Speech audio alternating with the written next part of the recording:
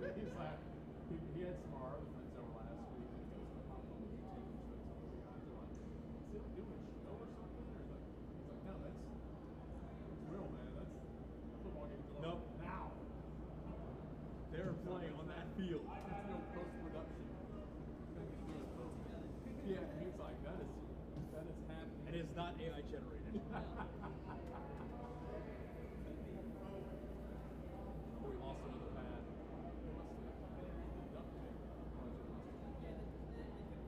All right, now, Dogs fans, welcome your coaching staff.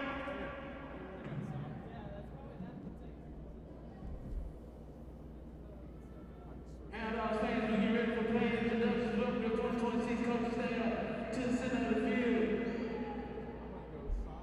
Can I get a hand The domino effect, yeah, for sure. You know what? I don't see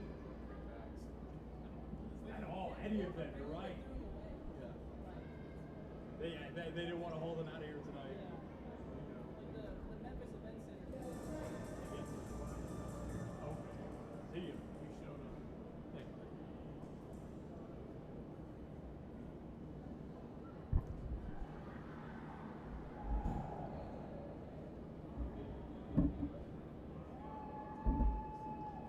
And now, your Hound Dogs roster.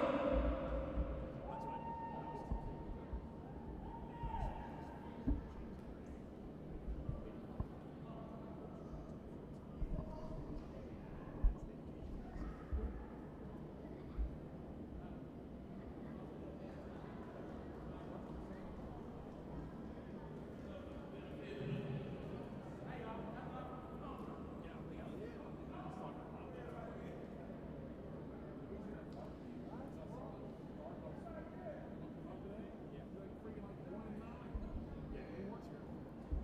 I saw that too.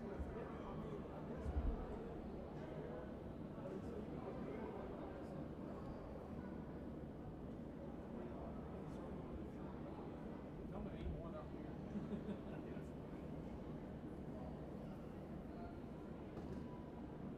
this DJ that's talking? This is on my show. What's the guy choosing here? He's pretty good. He sits up over there, man. That was the guy that's talking to Mark about starting his own show. You were the DJ.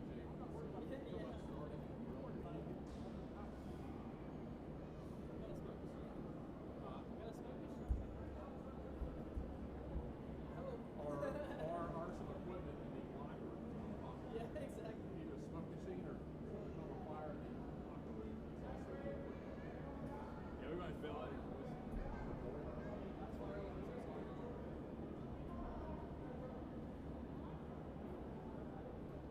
Dude, I'm sure you saw this, man. I feel bad for him. James Smith going from the 14th round draft pick to an undrafted. Same thing Drew Martinez did when he played for the Field. Christian Brothers. Got drafted. Cape Cod didn't sign. Yeah. Cape Cod had a really good summer, and the Nets were up there that summer. And it's not that fun. Drew. Back to the senior year.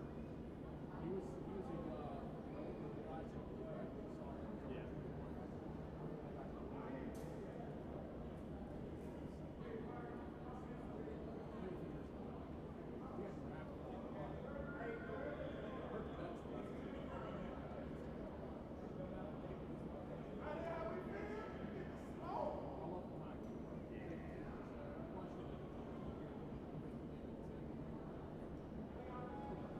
James was 14th round last year, 13th, something like that. Yeah.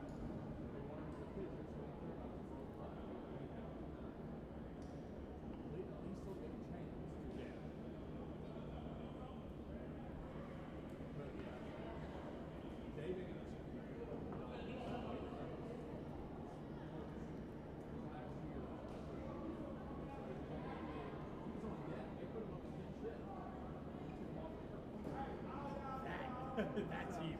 But I mean, he had 14 some years he was the only but even he told me he's pro guys. So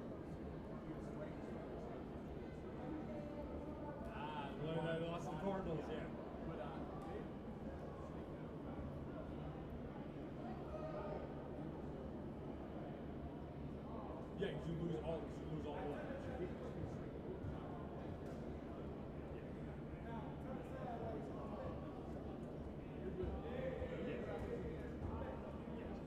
Because once you're a senior, the only way you put yourself in an advantageous position if you're a senior is if you have like an all-American type season and like you're a hot guy. And now, your 2026 Memphis! Your captain of the defense, number 6, Toronto Freezer! And athlete, number 23, Wayne Newsom! Number 35, defensive line,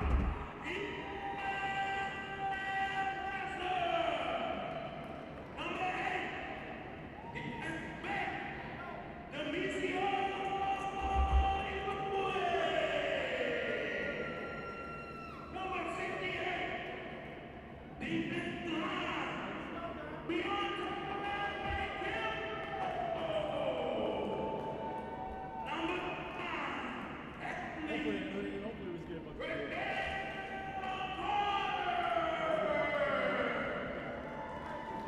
Defensive back, Rob Farmer.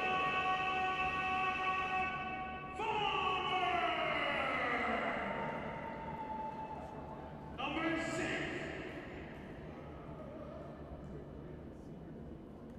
the fan favorite, number 5, Ladarius Lee.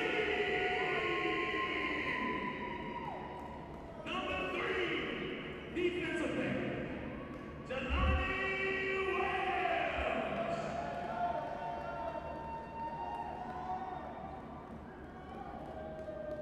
Give it up for the Hound defense, everybody.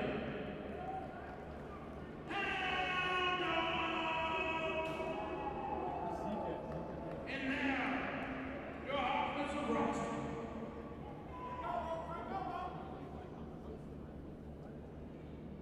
Number 10, active, DeAndre Briggs. Number 76, the big dog, offensive lineman, Malik Williams.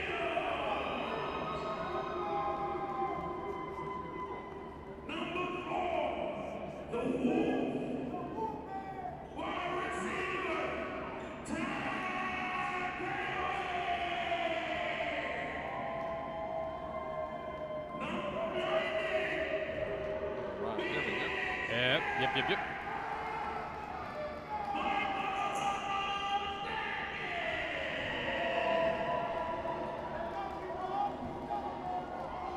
Number 0, and tight end,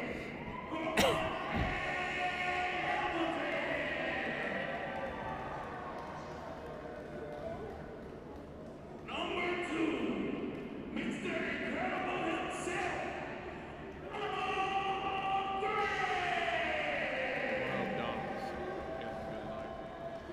Number 7, wide receiver, hometown hero, he won. Practicing yesterday. Yeah.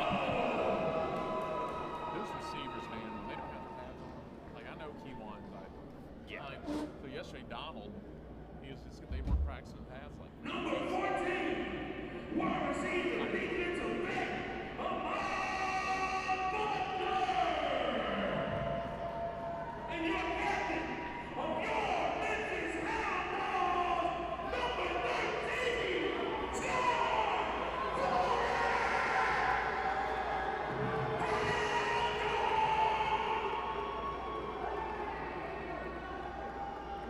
Now, on your feet for the national anthem, sung by recording artist,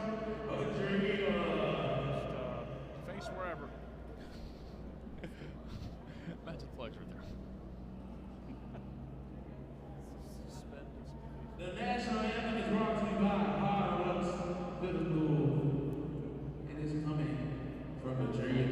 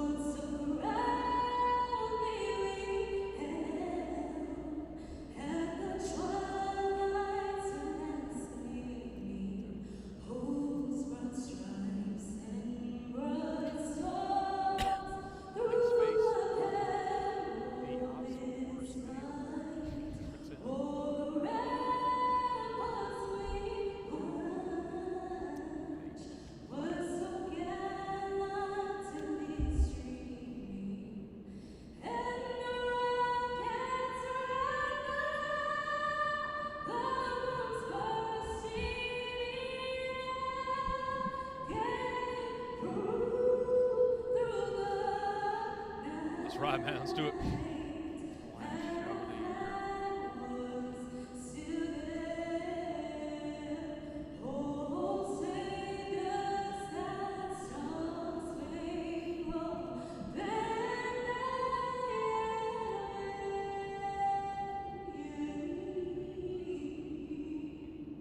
Gotcha. Thank you.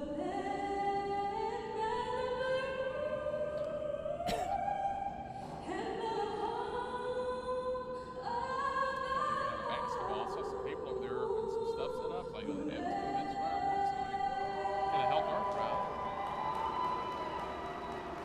It's a legit anthem, at least. Yep.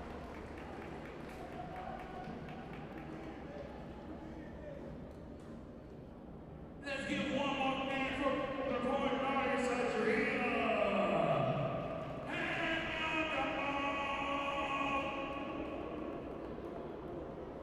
And now we can see the throw.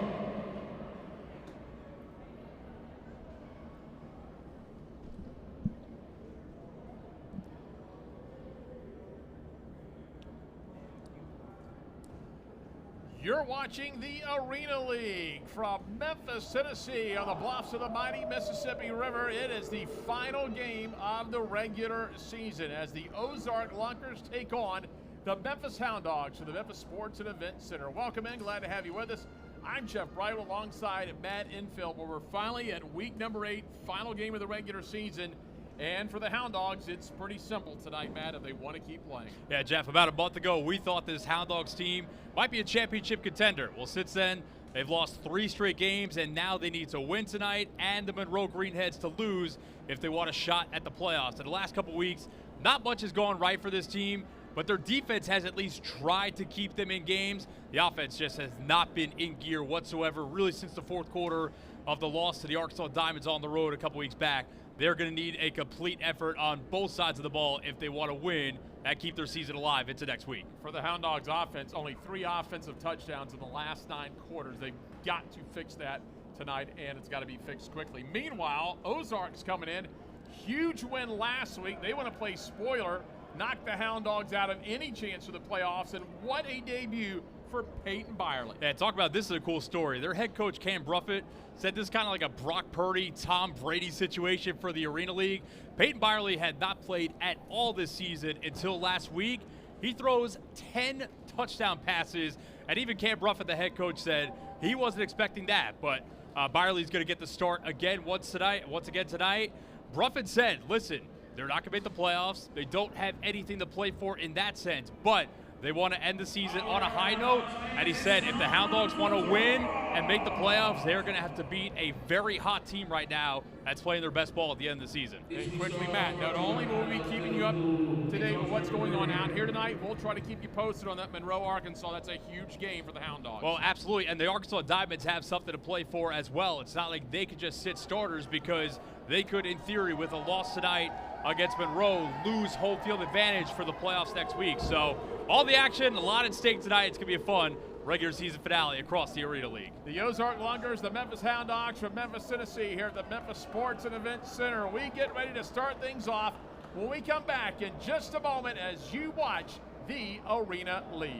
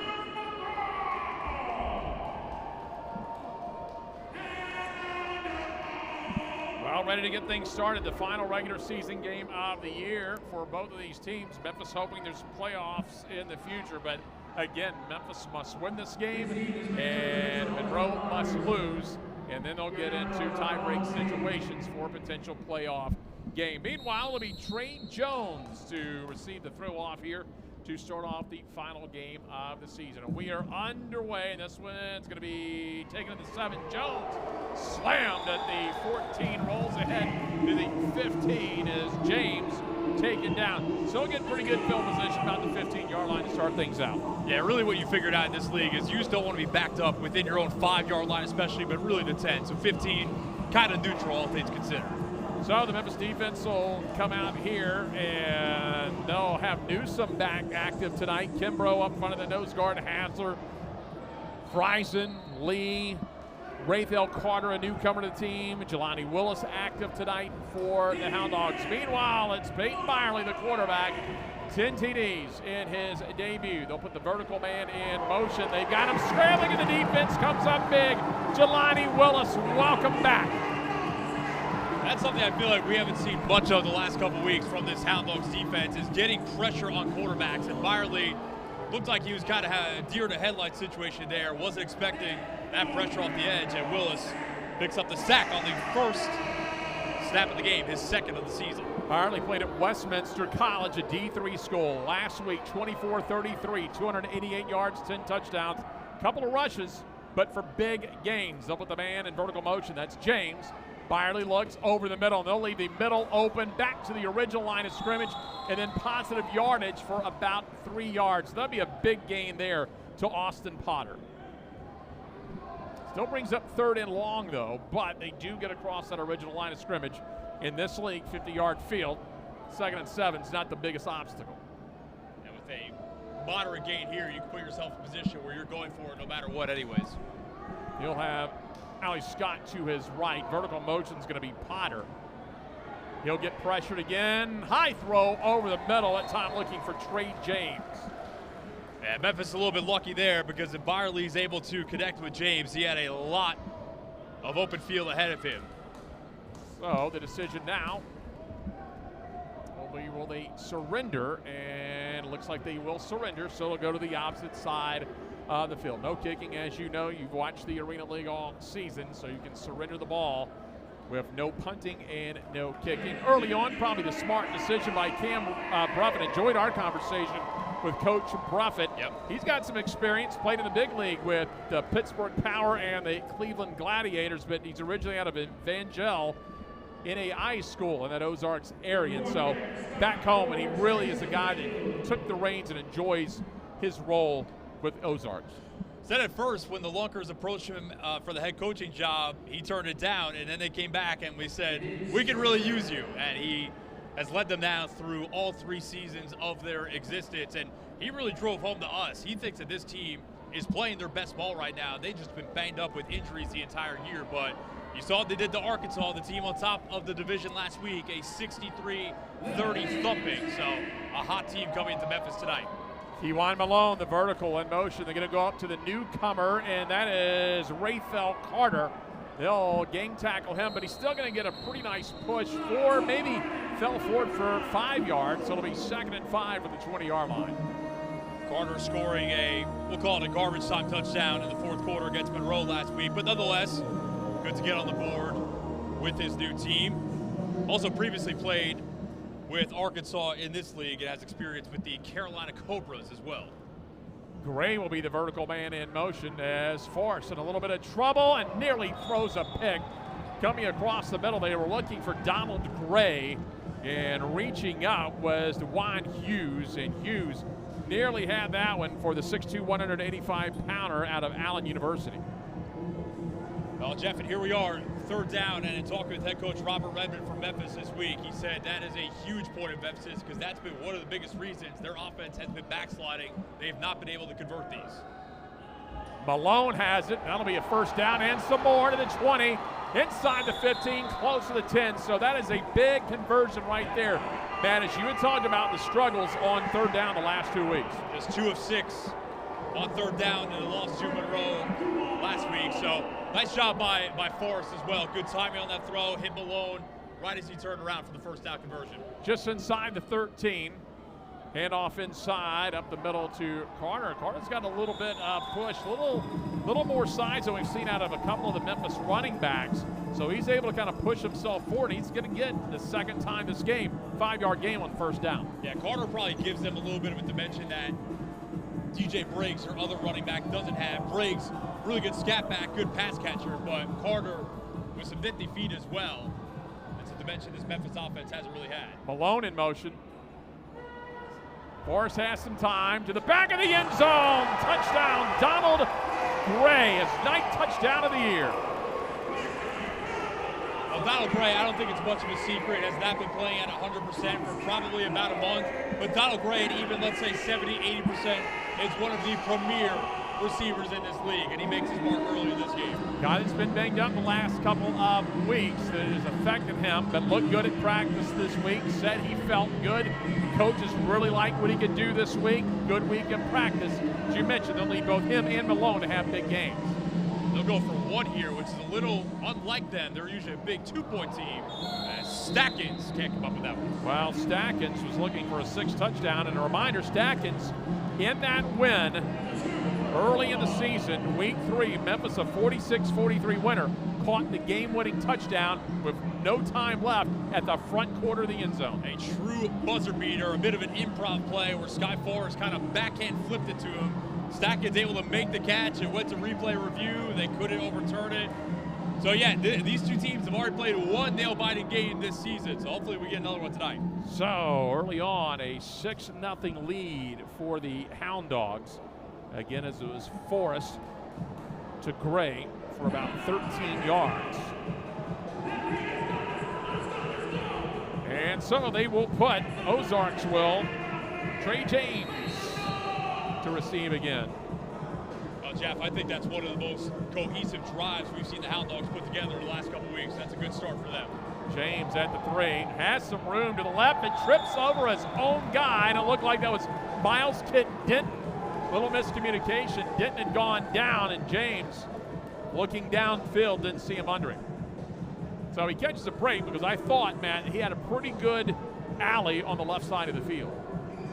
He definitely had some running room. Also interesting, we were told Miles Kidd Denton, who's a big-time weapon for them, is kind of questionable for tonight, may or may not play, and he was out there for special teams, but then runs off the field for the offensive snap. Potter down low, James up high. There goes Potter, vertical man. Hand off, up, under. They'll give it to Scott, and he is stumped and sitting back. He'll get forward progress, maybe across the line of scrimmage for a short yard. Well, Scott's someone who has become their primary running back, but really has done a lot of his damage as a pass catcher. Last week he had 2 catches. Both of them went for touchdowns for 7 yards. Only 7 carries for 16 yards last week, but this is a guy who at one time was at Ole Miss, so definitely talented. Signed with Ole Miss, ended up at Bethune-Cookman. Got Potter to the left. Potter comes, and vertical motion man is James. They'll hit James. He'll be across for a first down. Cross the 20 to about the 23-yard line. Demasio Ewing makes the tackle. And Memphis defensively, as we saw him on that first possession, again, Rathel Carter can play both ways for the Hound Dogs. Willis is back. Carter can play D-back. Of course, we know Ladarius Lee. Oddly enough, the Monroe game, first game, he's not had an interception this year. Yeah, Ladarius Lee's someone else I don't think is playing 100% right now, but it's all or nothing this week. You got to win this game, so he'll be out there as much as he can.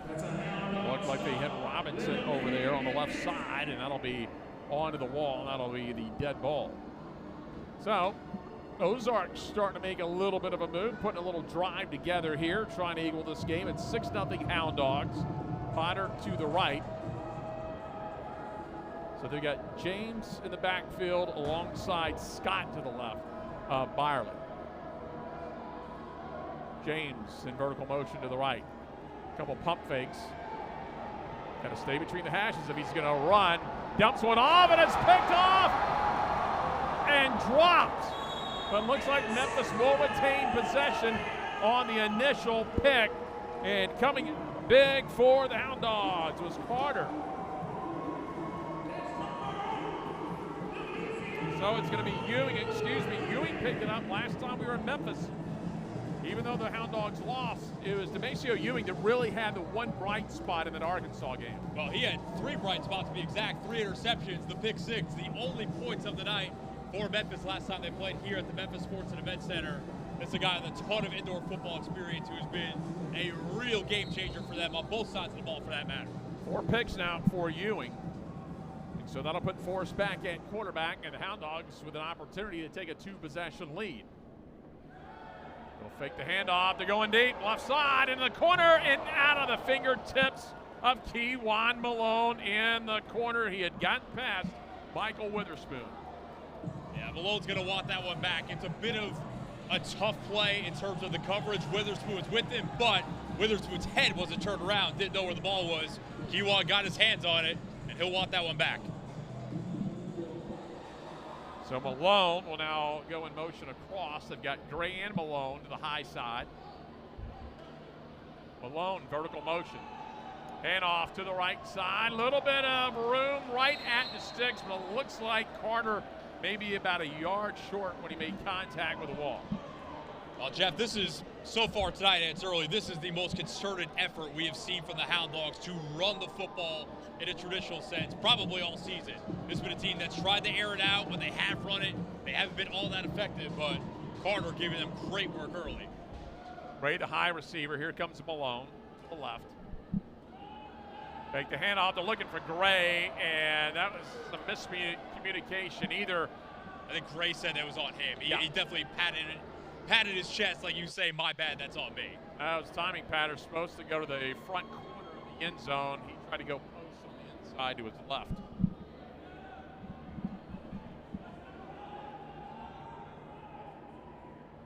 Big 4th down here. 4th and 2. He's going to keep it himself. He's going to get stacked up. Do they have enough push? He reaches out. We'll see what the spot is. Hound Dogs, of course, think they have it. That's going to be really close. Signaling 1st down for the moment. That's where the spot is on that camera angle. Looks like it may be short. Michael Stackins is trying to get the crowd to help influence the call, and they will move the sticks. That's pretty big, too, because now put yourself, obviously, you extend the drive, but you don't give the Ozarks the ball near midfield. Force quickly to Malone. He's hit hard from behind. That time it was DeJuan Hughes who came in from behind. Yeah, I like the idea. It was a good design, but it was snuffed out all the way by Hughes. Fortunate that he fell forward, got back to the original line of scrimmage. Looked like it was going to be a 1-yard loss. Because if Hughes drops a little bit more and then gets caught up in traffic there, Malone had some room to run cutting in the middle of the field. Gray in vertical motion to the right. He's got him, just let him too much. He had beaten Hughes, but just out of the reach. So that's twice on the possession. Off the fingertips to Malone, then a little bit of an overthrow that time to Gray. Could easily be looking at 12-0 at this point. You know what I love, Jeff? I love DBs that get beat, but the pass ends up being incomplete. And Hughes does a little, I locked you down on that. You didn't really lock him down. The pass is incomplete. But DBs, as we know, have some delusional confidence like any good DB needs. And you got to love it. Well, at the 19-yard line, so this is 2-down territory, but now they may surrender. Big sack. Ball got loose as he is trying to make something happen. That's going to be a lot of negative yards. It's going to be at least a 10-yard loss for the Hound Dogs. Big pressure that time by Ozarks. So now you're looking at a surrender situation. Good job by Forrest to not take the sack and get it off to Stackins. The lateral from Stackins was probably a questionable decision, to be nice. And Memphis is very lucky that that didn't result in a turnover. Now, Gabe Smith was the second man to get in there, but initially Craig Travis III, which a great story. And both you and I had seen this. He and his wife were going to move to that Springfield area. She was a travel nurse. He had some experience, knew Cam Bruffett a little bit, ended up being one of his first signees for the Ozarks. So moving so she could take the travel nursing job, was going to be a high school coach. Now he's playing pro ball. Well, Bruffett said he had a list when he took the Ozarks job, about 50 people that he wanted to come out and try out for the team. And the very first call was to Craig Travis III. Over the middle, tight end, DJ Ruff He'll be pushed back. Do have a flag. Byerly also got rocked by, I think that was Willis.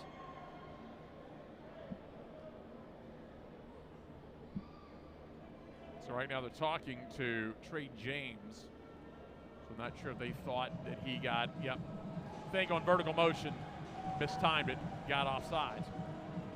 May have been a little movement on the left side of that line. So you've got Harris, Ruff.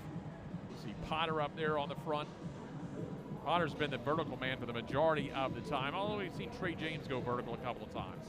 Well, something I've seen them do a lot is have both the vertical and horizontal motion at the same time, which can be tough to time up, but obviously this is a team that's been around for 3 years, so they're used to a lot of the little inklings in this league. They put Scott out there, and instead they're going to throw right behind Potter. That was not a bad route, but he did not look back, and I think Byerly was expecting him to stop and not continue the route. So a throw behind, and Memphis a little lucky there on the misread, and so still going to be 2nd and 15 from their own 10-yard line. Well, if the early going of this game is any indication, Jeff, Peyton Byerly is going to see Jelani Willis in his nightmares tonight because he got sacked by him once, and Willis has been like a heat-seeking missile coming off the edge. There goes Scott in vertical motion. They've got him running again. He can't pass the line of scrimmage. Nice touch that time. Gets the ball untouched to Allie Scott. Gets up, runs it in for the Lunkers touchdown. Nice touch on that pass that time by Byerly to tie it up at 6. I think Ewing tried to go for the interception, but misjudged, and it wasn't really a catchable ball for him either. And Scott made the diving catch, and then no one around him, aware enough to get up and run it in for his 3rd receiving touchdown since last week. 45-yarder as it goes. They were on their own 5. Now they'll look for the extra point to take a lead. It's 6-6. Byerly into the back corner, and he stayed in. What a grab by Trey James. And replay, we'll get a look at that, but there was an official down there that had a pretty good view of it, so you would imagine he got at least 1 foot in. They'll confirm on replay. It looked like he did enough to get both feet, but knew as soon as he took off and had it secured, took the quick look down. What a great move. That's good in the NFL. 2 feet down. Nice catch by James, and Ozarks. 1 big play, and they answer right away, take the lead. So now we'll see Memphis return for the first time this ball game. And it looks like Demasio Ewing will be the deep man for the Hound Dogs. Oh, Jeff, remember a couple weeks ago, the last home game, Ewing subbed in for DJ Briggs on 1 return. Ball hopped in front of him, went to the end zone for what ended up being a safety or fumble, at the 1-yard line. So we'll see how he handles this one. Takes it at the 2. Little room on the right side, got a pretty good block, and will get out past the 10 to about the 12, 13-yard line. I think we do a flag down. That block came back from the 5, so from there you'd think that's probably going to be maybe a block in the back on Memphis, and Memphis already walking it back. So that'll put the Hound Dogs in a bit of a hole here, if that is indeed the call, and it looks like that's what it's going to be. That's going to be on the Hound Dogs.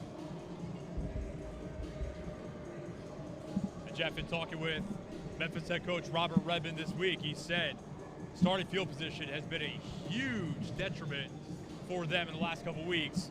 They don't want to be starting inside the 5-yard line, but they're going to have to go 45 yards on this drive if they want to score. You got Malone on the near side, Gray on the top side. Now they'll move Gray to the left, so I'll have a 2 receiver set to the left, and again Carter in the backfield. Forrest overthrows it, just threw that out of bounds, then have Carter immediately and just dumps it out. That's a totally acceptable play because Forrest the last couple weeks has tried forcing things and it hasn't worked out. And tonight we will be using the narrow or hash marks on this field, and so that's a 6-yard window for him to get through. looks like that is going to get us to the end of the opening quarter here in Memphis. And the Ozarks, with the help of the extra point, have the first quarter lead. We'll step aside for just a moment here at the Memphis Sports and Event Center. When we come back, Matt Enfield takes you through quarter 2 and 3 as you're watching the Arena League.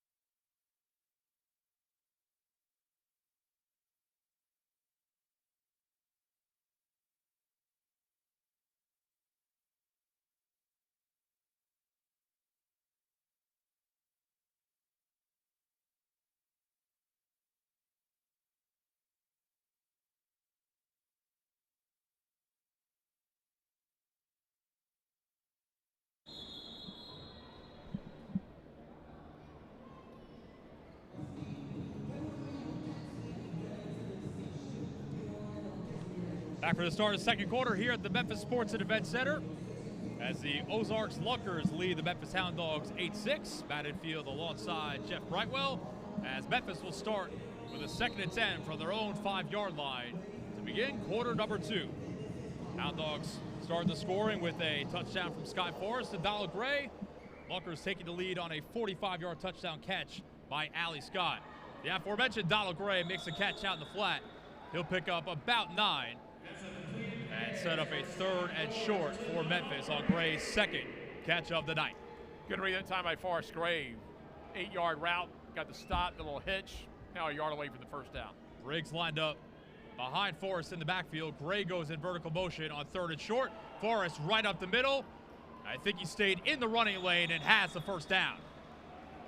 You know, stayed in the running lane, I think, also held on the football close to a strip there. They got Sky Forrest a couple times last week down at Monroe, so ball security going to be paramount tonight if he is going to get out and run at all. So Forrest a couple times already in the early going, picking up 3rd and short or 4th and short conversions with his legs, and now move the sticks for Memphis. Ball at their own 17-yard line. And that'll be Carter back into the game after a big first quarter in the backfield. The inside handoff to Carter, nifty feet, and he stays alive and picks up about 7 or 8. Looked like he was bottled up at the line of scrimmage, but the Winston-Salem, North Carolina native, Rafael Carter, putting together a nice opening half for Memphis here in his first home game as a Hound Dog. He's going to get him about 26 yards already through just over a quarter of football. It's the best production they've had out of the running game so far this year. Trips to the left, Gray, Malone, and Carter. Forrest takes a snap, looking left. Forrest finds Donald Gray, tries to break away from a tackle. He does. Gray still on his feet, and he'll be down at about the 11-yard line. Well, Gray, like we talked about, been dealing with that left knee injury. He's got a big brace on it tonight. You wonder how well he's going to be able to break tackles, but showed it off there. Well, they're going to choose their times when they go to Gray tonight because, as you mentioned, he's been banged up a little this year. Early on in the season, he was the go-to guy, and they'll still use him a lot, but they'll pick their they'll pick their points tonight to Gray. It was Lacavius Daniel who couldn't bring Gray down. Another handoff to Carter, and Carter bottled up at the line of scrimmage, maybe fell forward to get back to the line of scrimmage. I think they'll give him actually a pickup about 2. Well, what he got there is he made that initial spin move. They were going to stack him up about the 12-yard line, but it was Sky Force that came in from behind and gave him a nice little push for that pile to fall forward. 6'5", 235-pound quarterback. Give you a little assist. You'll always take that. Gray's going to go in vertical motion from the left side. Malone on the line of scrimmage. Second down. Forrest drops back. Forrest looking for Gray. Broke it up. And that was the aforementioned Lacavius Daniel, playing not far from home. He's a native of Louisville, Mississippi, with the deflection that time to set up a 3rd and 7 for Memphis at the Ozarks 10. Daniel, originally an Ole Miss signee out of Louisville, Mississippi. 6 foot, 185 pounds, got good size for a D-back. 3rd and 7. Forrest under pressure, steps up. Forrest gonna be sacked. Taken down that time by Craig Travis III, his 3rd sack of the season. Will set up 4th and long for Memphis, and obviously they're going for it, but it's gonna make it a lot more difficult. I think Forrest got caught looking downfield, even though Travis got tripped up originally on the block. Good protection that time by Malik Williams. Off his knees, able to launch forward and take his feet out from under him. So 4th and 10 at the 13. Ty Petaway into the game for Memphis, but not before a flag. And it looks like it's going to be on the Hound Dogs. And knock them back another 5 yards. They'll set up about a 4th and 15 from the Lunkers 18-yard line. Ty Petaway brought on about the 4th game of the season. He's a guy that can play a few positions. They use him mainly in receiver. If they had to put him at quarterback, they could.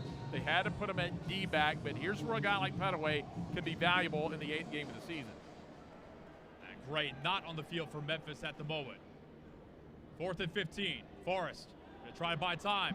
Toss it to the end zone, looking for Petaway, but that's going to end up in the crowd, a souvenir. And a turnover on downs for Memphis will give Ozarks the ball near midfield. Well, if someone is going to the souvenir stand to buy a game ball, you turn around and just get one for free, because in the league, as most indoor leagues, you get to keep the football.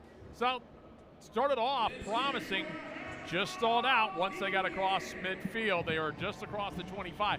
Just could not get the conversion, something they did on that first touchdown, but man, as you alluded to in the pregame, something they've really struggled with the last 2 weeks. Hound Dogs offense started out hot, put together a nice drive with the touchdown to Donald Gray, but have since gone surrender, then turnover on downs. And Ozarks on top 8-6 after the 45-yard touchdown by Scott in the last drive will look to add to the league. Byerly out to the flat. Trey James is going to be wrapped up, but still keeps the legs churning and turns about a 3-yard gain into, let's call it a 6-yard pickup. They'll set up a 2nd and short. A really nice job by James, because he wasn't going against a small D-back that time. He was taking on the Collierville native, Ethan Hassler, that goes 6'2", 247. So Byerly at quarterback starting to find a little bit of a groove, and handoff up the middle. And it is Scott showing off the power as he's across the Memphis 20-yard line. And we'll move the sticks for Ozarks. Well, I got past the first level up there with Jake Werple, their new center, and Jelani Willis has made some good sacks tonight, but he's not the guy you want taking on the running back. And Friesen almost jumped off sides there. The handoff to Scott. And Scott, tough man to bring down. Gets to about the 15 for a pickup of 3. Allie Scott played college ball at Bethune-Cookman, Ole Miss, started at Grandview. He joined Ozarks before their matchup against Monroe in week 6, and already with a 45-yard touchdown catch tonight after 2 of them last week. A big-time playmaker for this squad. 2nd and 7 coming up. Potter in vertical motion. Byerly with time, now pressured, flips it out. Caught, turning upfield, and a little hurdle, reaching for the end zone. And they'll call him down at the 1-yard line. That's going to be DJ Ruff, another one of their tight ends, a Mississippi native who showed off the hops on the hurdle. They're going to review it and see if he was down. And on that look, I think it's a touchdown, Jeff. Yeah, I was curious before we got a chance to see it for a second time. if the knee had touched. There was no doubt he got the ball extended, but both knees well above the turf when he extends the ball, and no stop of forward progress. That was Ahmad Butler who was hurdled at first. I think replay is going to confirm this a touchdown for the Mississippi native, DJ Ruff. Played at Murray State, enrolled briefly at Ole Miss before leaving the Rebels, but I believe he's got his 3rd touchdown of the season. They're confirming it with the officials right now, and we'll get the call from the White Hat. And it is a touchdown. That's the right call. We've seen it a couple of times, both on the live monitor and the replay monitor. The knees definitely above. And I think they also wanted to take a look to see if he had landed and forward progress had stopped once that second hit was made. But he kept going forward, had that ball out, crossed the plane in plenty of time. So DJ Ruff, his first catch of the night, goes 17 yards for an Ozarks touchdown. As they take a 14-6 lead and can make it a 2-possession game. They'll go for 1 from the 5-yard line here. Byerly drops back, rolls left, back in the end zone, got a man, it's going to be picked off. I believe that's Ladarius Lee.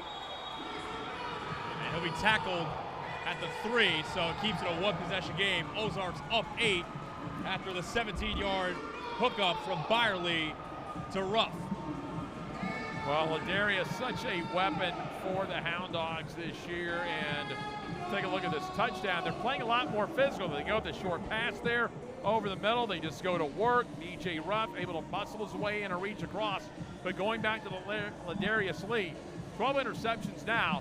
He's had an interception, at least one, in all but one game this season. I think if you were going to look at a potential MVP team-wise for the Hound Dogs, you got to probably say it's Ladarius Lee this year. Absolutely, and you look at what Demisio Ewing has done for them the last couple weeks as well.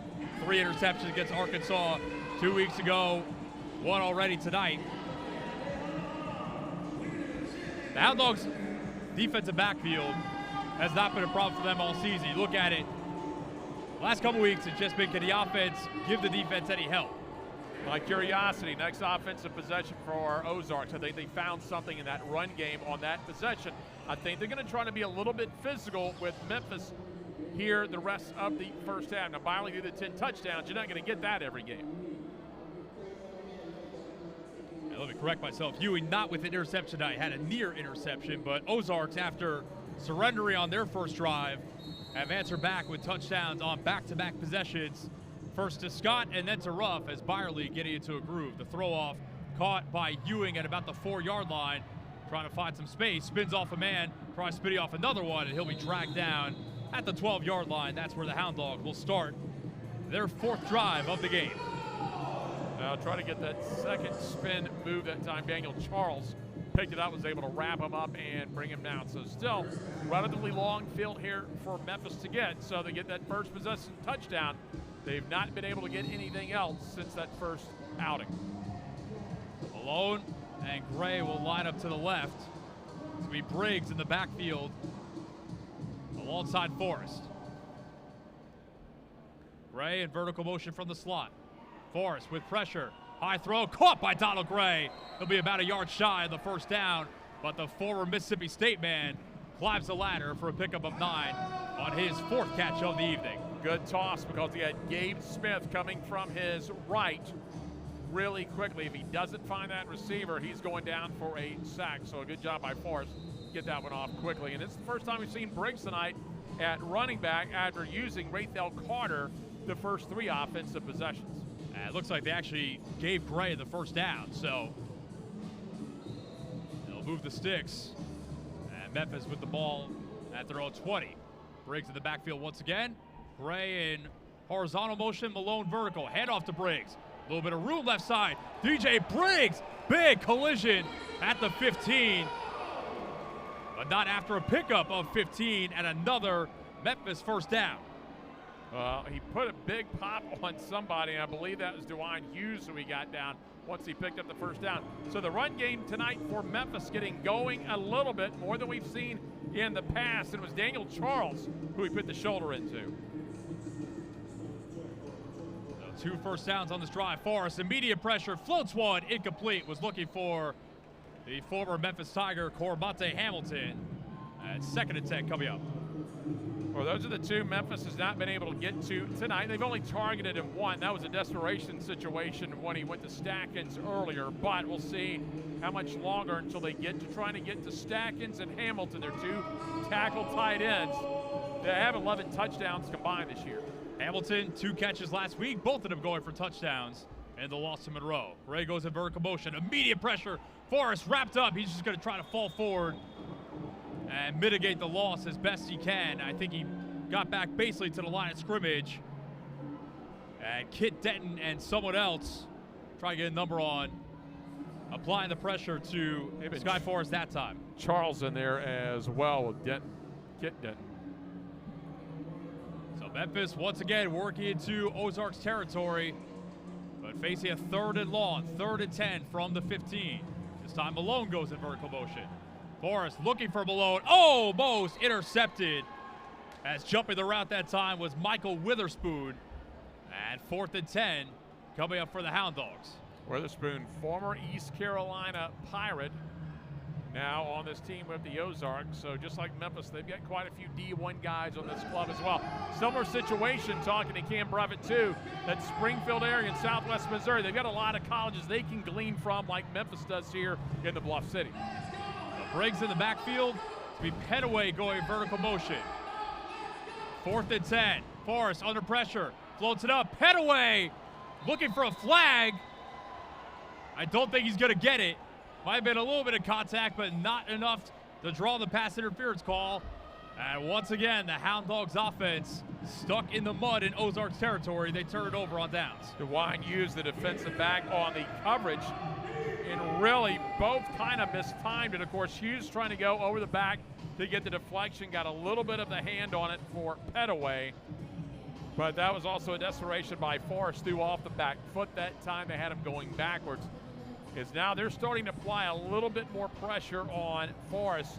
Forrest has good size, but he's not been the scrambling quarterback, let's be honest. So the Hound Dogs open the night with a touchdown. Have since gone surrender and 2 straight turnover on downs. They trail 14-6. Ozarks chance to add to the league. Hand off to Scott. And it looked like he almost lost the ball for a second. Instead, he spins forward and picks up maybe half a yard to the 15. Good read up front there on the defensive line. Ethan Hasler out of Arkansas State. He's got 3 picks, a couple sacks on the year. Hasler, a very productive player at Arkansas State, as recently as last year, played 44 games for the Red Wolves over 5 seasons. 2nd and 10. Firely, a little bit of time over the middle. That pass caught and not able to pick up any yak that time. That was Dennis Robinson making that catch. Robinson last week, 5 catches, 51 yards. He had 4 of those 10 touchdowns for a guy that played at Central Methodist University up in Fayette, Missouri. Started out, though, at Rutgers. So 3rd and 4. Lunkers with the ball at their own 21-yard line. Potter in vertical motion out of the backfield. And mistimed that play. Now they're going to argue about whether it was, I think DJ Ruff jumped on the right side. a false start or offsides. Well, that's always going to be the argument. Did he jump or did he get touched before he moved? And it is going to be a penalty against Memphis. And that will give the Lunkers a first down. So a costly mistake by the Hound Dogs, jumping off sides and gifting the Lunkers a new set of downs. Now Memphis comes in well over 330 yards in penalties on the season. Scott in the backfield. There's Potter. Motion out in vertical motion. Byerly in trouble. Escapes.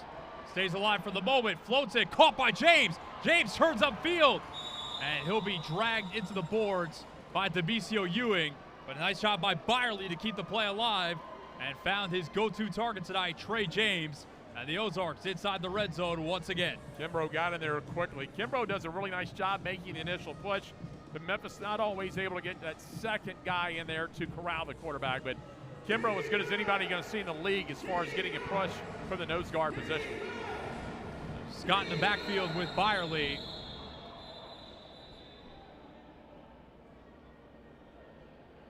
I believe that will bring us to the 2-minute warning. 14 unanswered points by the Ozarks after Memphis started the night with a touchdown. The Lunkers with a chance to make it a 3-possession game. Ball at the Hound Dogs' 5-yard line. We'll have the end of the first half coming up in just a moment.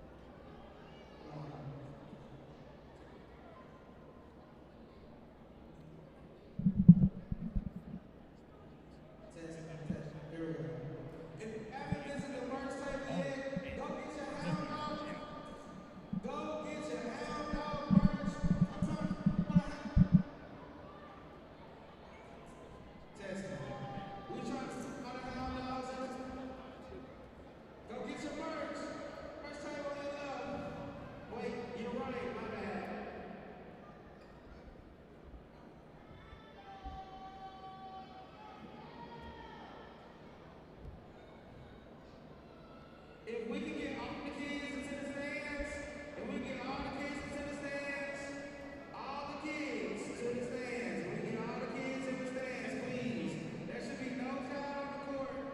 No child on the court. If you in the obstacle course, please come out. We need all the kids in the stands. We get all the kids in the stands.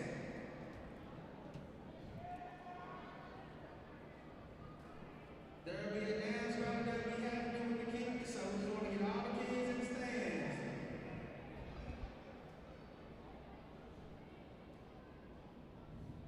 Hound dogs, let me hear you. Defense! Defense! Defense! Defense!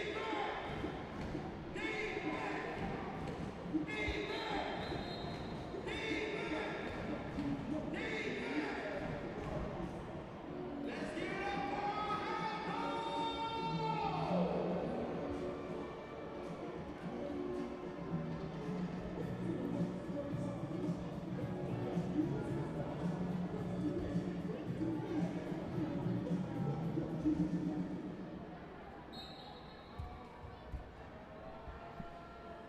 (13-6), Ozarks on top. Ball at the Memphis 5-yard line, looking to add to their lead.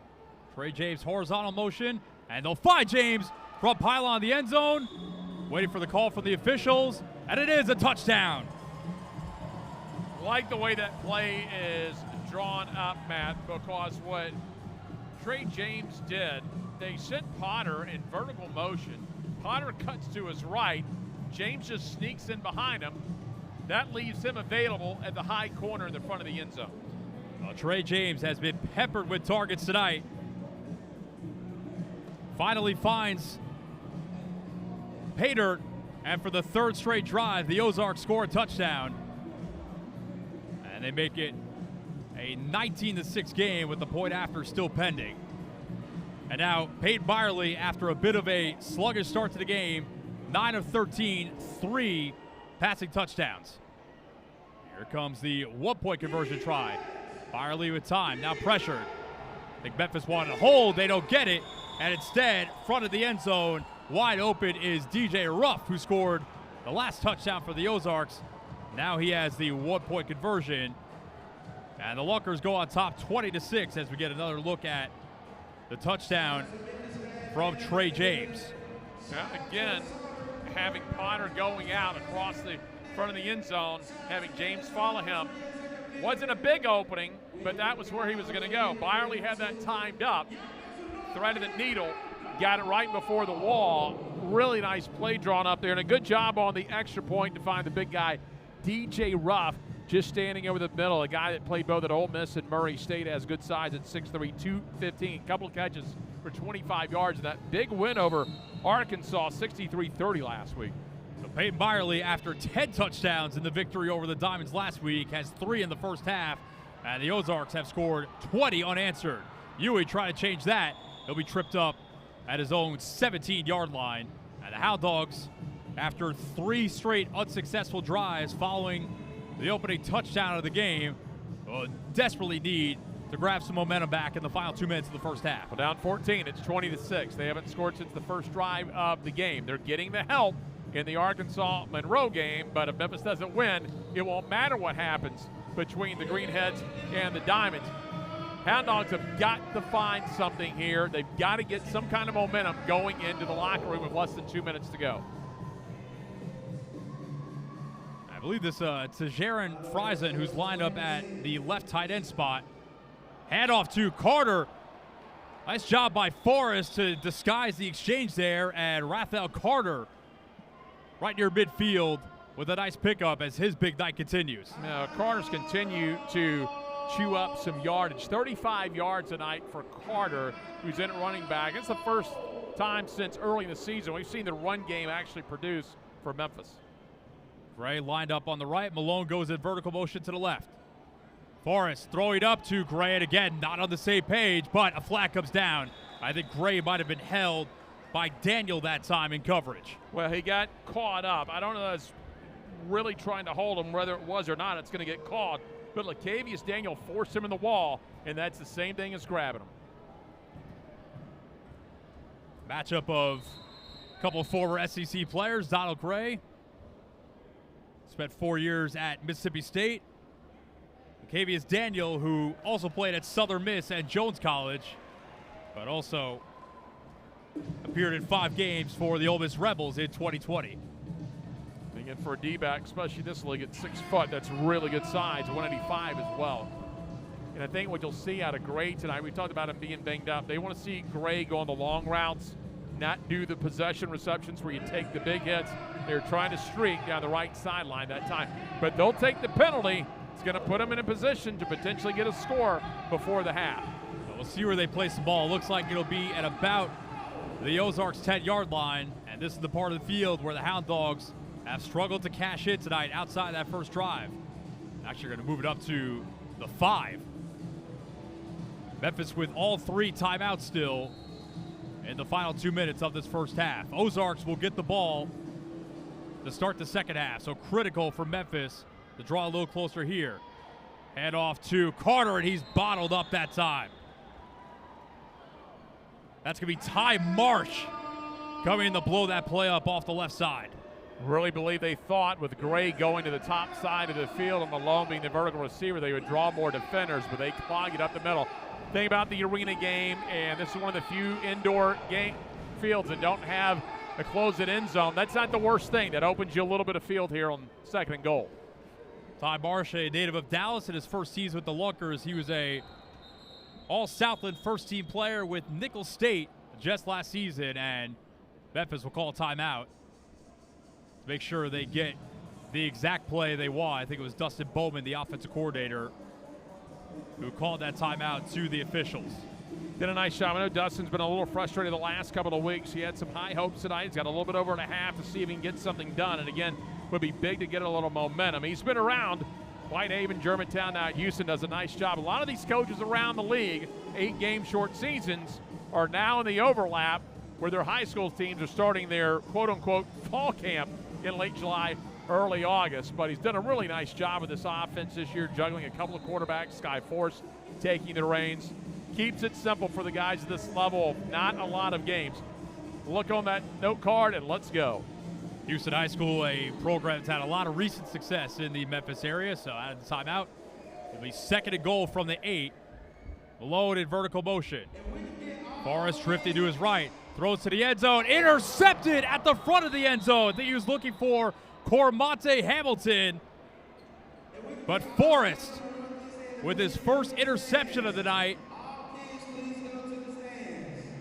I believe it was Brock Carter. I think they'll say it was incomplete now.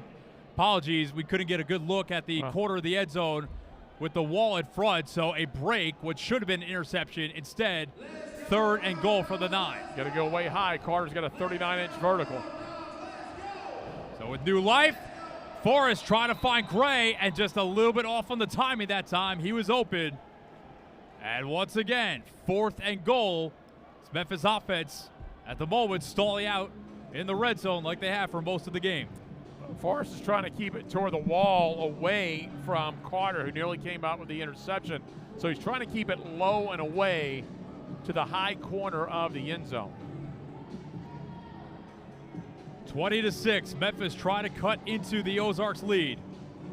The Briggs lined up in the backfield with Forrest. Malone goes in vertical motion from the left side. Forrest trying to buy time, now under pressure. Forrest spins, a flag comes down. That might be holding on Memphis as Forrest is dropped at the 20-yard line. Credit Ty Marsh with the sack. And we'll see what the flag is. It is on Memphis. So the fourth consecutive drive where the Hound Dogs offense moves the ball at least a little bit but comes up with nothing. All right, they're going to start bringing the house. You've seen in the last couple of possessions, they're going to put a lot of pressure on Forrest.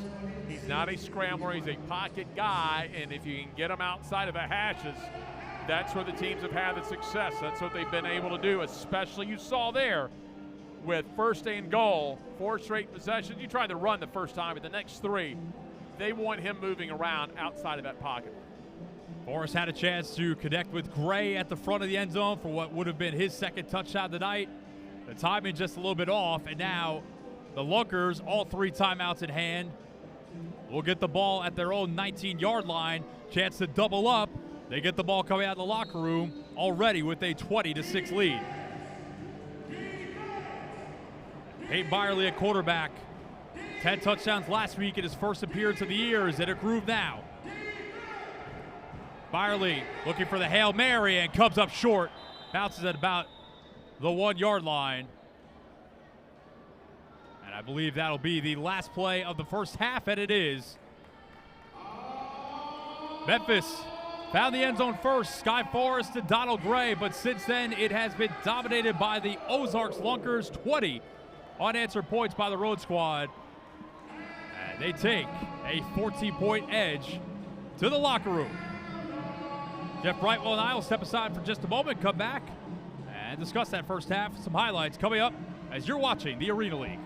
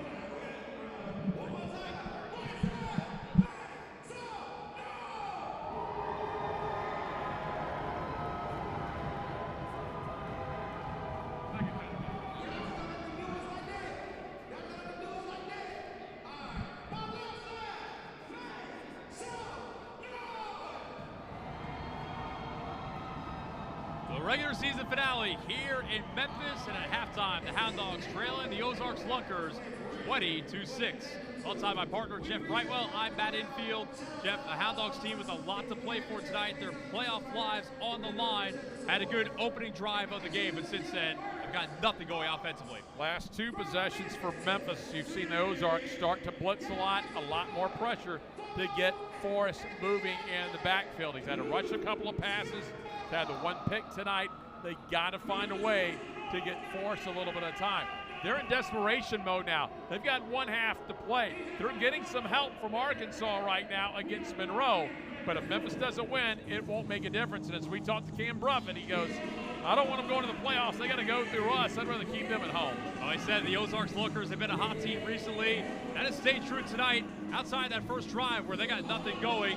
Peyton Byerly, who had 10 touchdowns in his first appearance of the season last week, started to get rolling after that first drive. 3 of them, big reason why they're on top. Meanwhile, Byerly got pressured. They sent Jelani Willis a couple of times in the first 2 possessions. Since then, Memphis has not been able to get the pressure on Byerly they got on their first 2 possessions. He's had a little time to look, and they've done a nice job of their running game to control the line of scrimmage. A reminder, Memphis needs to win and have Monroe lose to Arkansas if they want to make the playoffs on tiebreakers. Right now, the Greenheads trailing the Diamonds, but it doesn't matter as the Hound Dogs down 20-6 at the half. They need the best half of their season if they want to keep it going. We'll come back and look at some highlights from the Memphis Sports and Events Center in just a moment.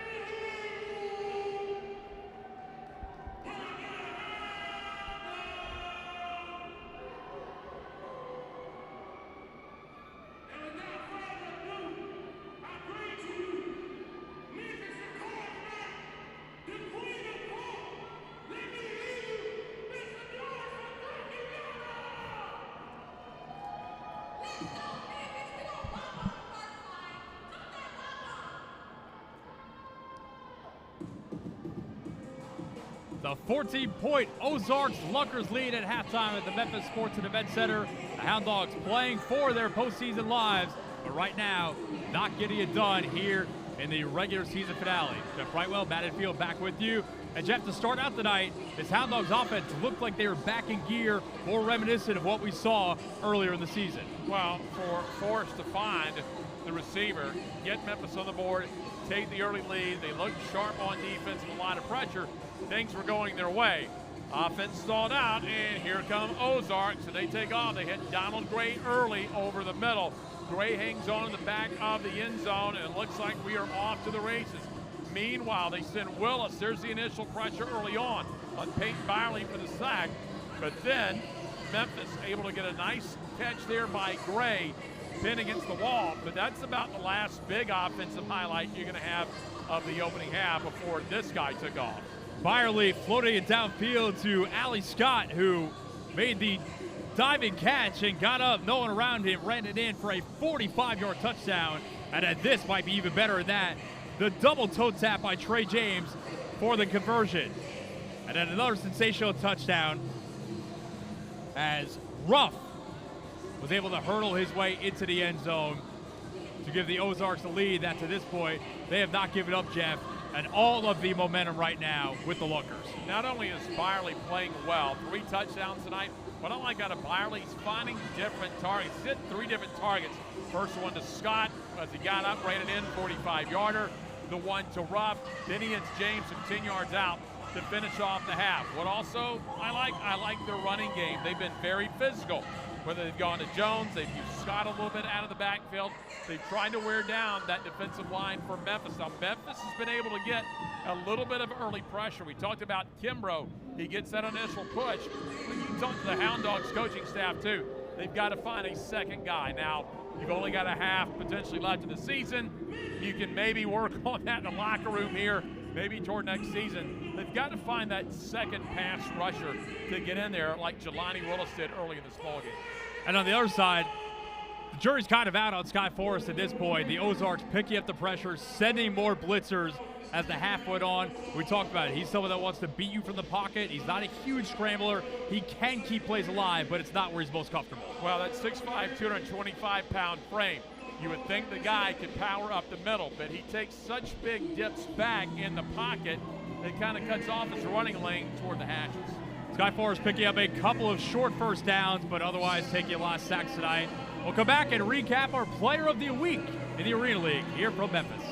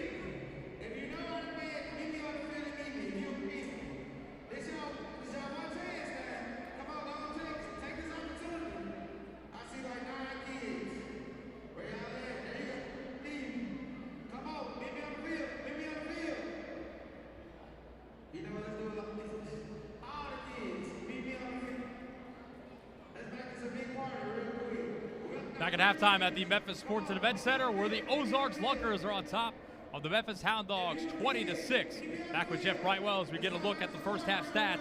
Sky Forrest got off to a good start tonight, but has since faded off in a big way. 7 of 20 overall, about 63 yards and a lone touchdown. Meanwhile, Byerly, who went to work, a little bit of a slow start, but he's been efficient. 9 for 14 so far in the ball game, 117 yards, 3 touchdowns so far in the ball game as he went to work. And again, both teams got the run game going a little bit. Really like what we saw out of Rathel Carter in the first half. He was able to get some big chunks of yardage from that running back position. Briggs a little bit late. Not a heavy turnover game so far. Not a heavy penalty game that we have seen in the last couple of weeks so far. It's been relatively cleanly played so far in the first half. Donald Gray, of course, the go-to receiver for Sky Forrest. He has the touchdown on that opening drive for Memphis. He's got a couple of other catches, but the rest of the pass catchers haven't really done much of anything so far. As you mentioned, Carter having a big night on the ground. All right, we got a little bit of time here, Matt, so let's take a look at the big picture. Memphis, of course, in the hole, and they have 30 minutes to do something and pick up a win. Meanwhile, it is Arkansas with a 26-12 lead. Now, they've got about a minute left in the first half. If Monroe rallies and wins that game, it's done for Memphis. If Memphis doesn't rally, it's done.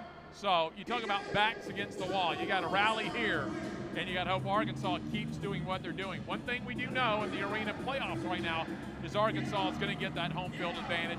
That win over Memphis a couple of weeks ago was huge. That pretty much sealed it up.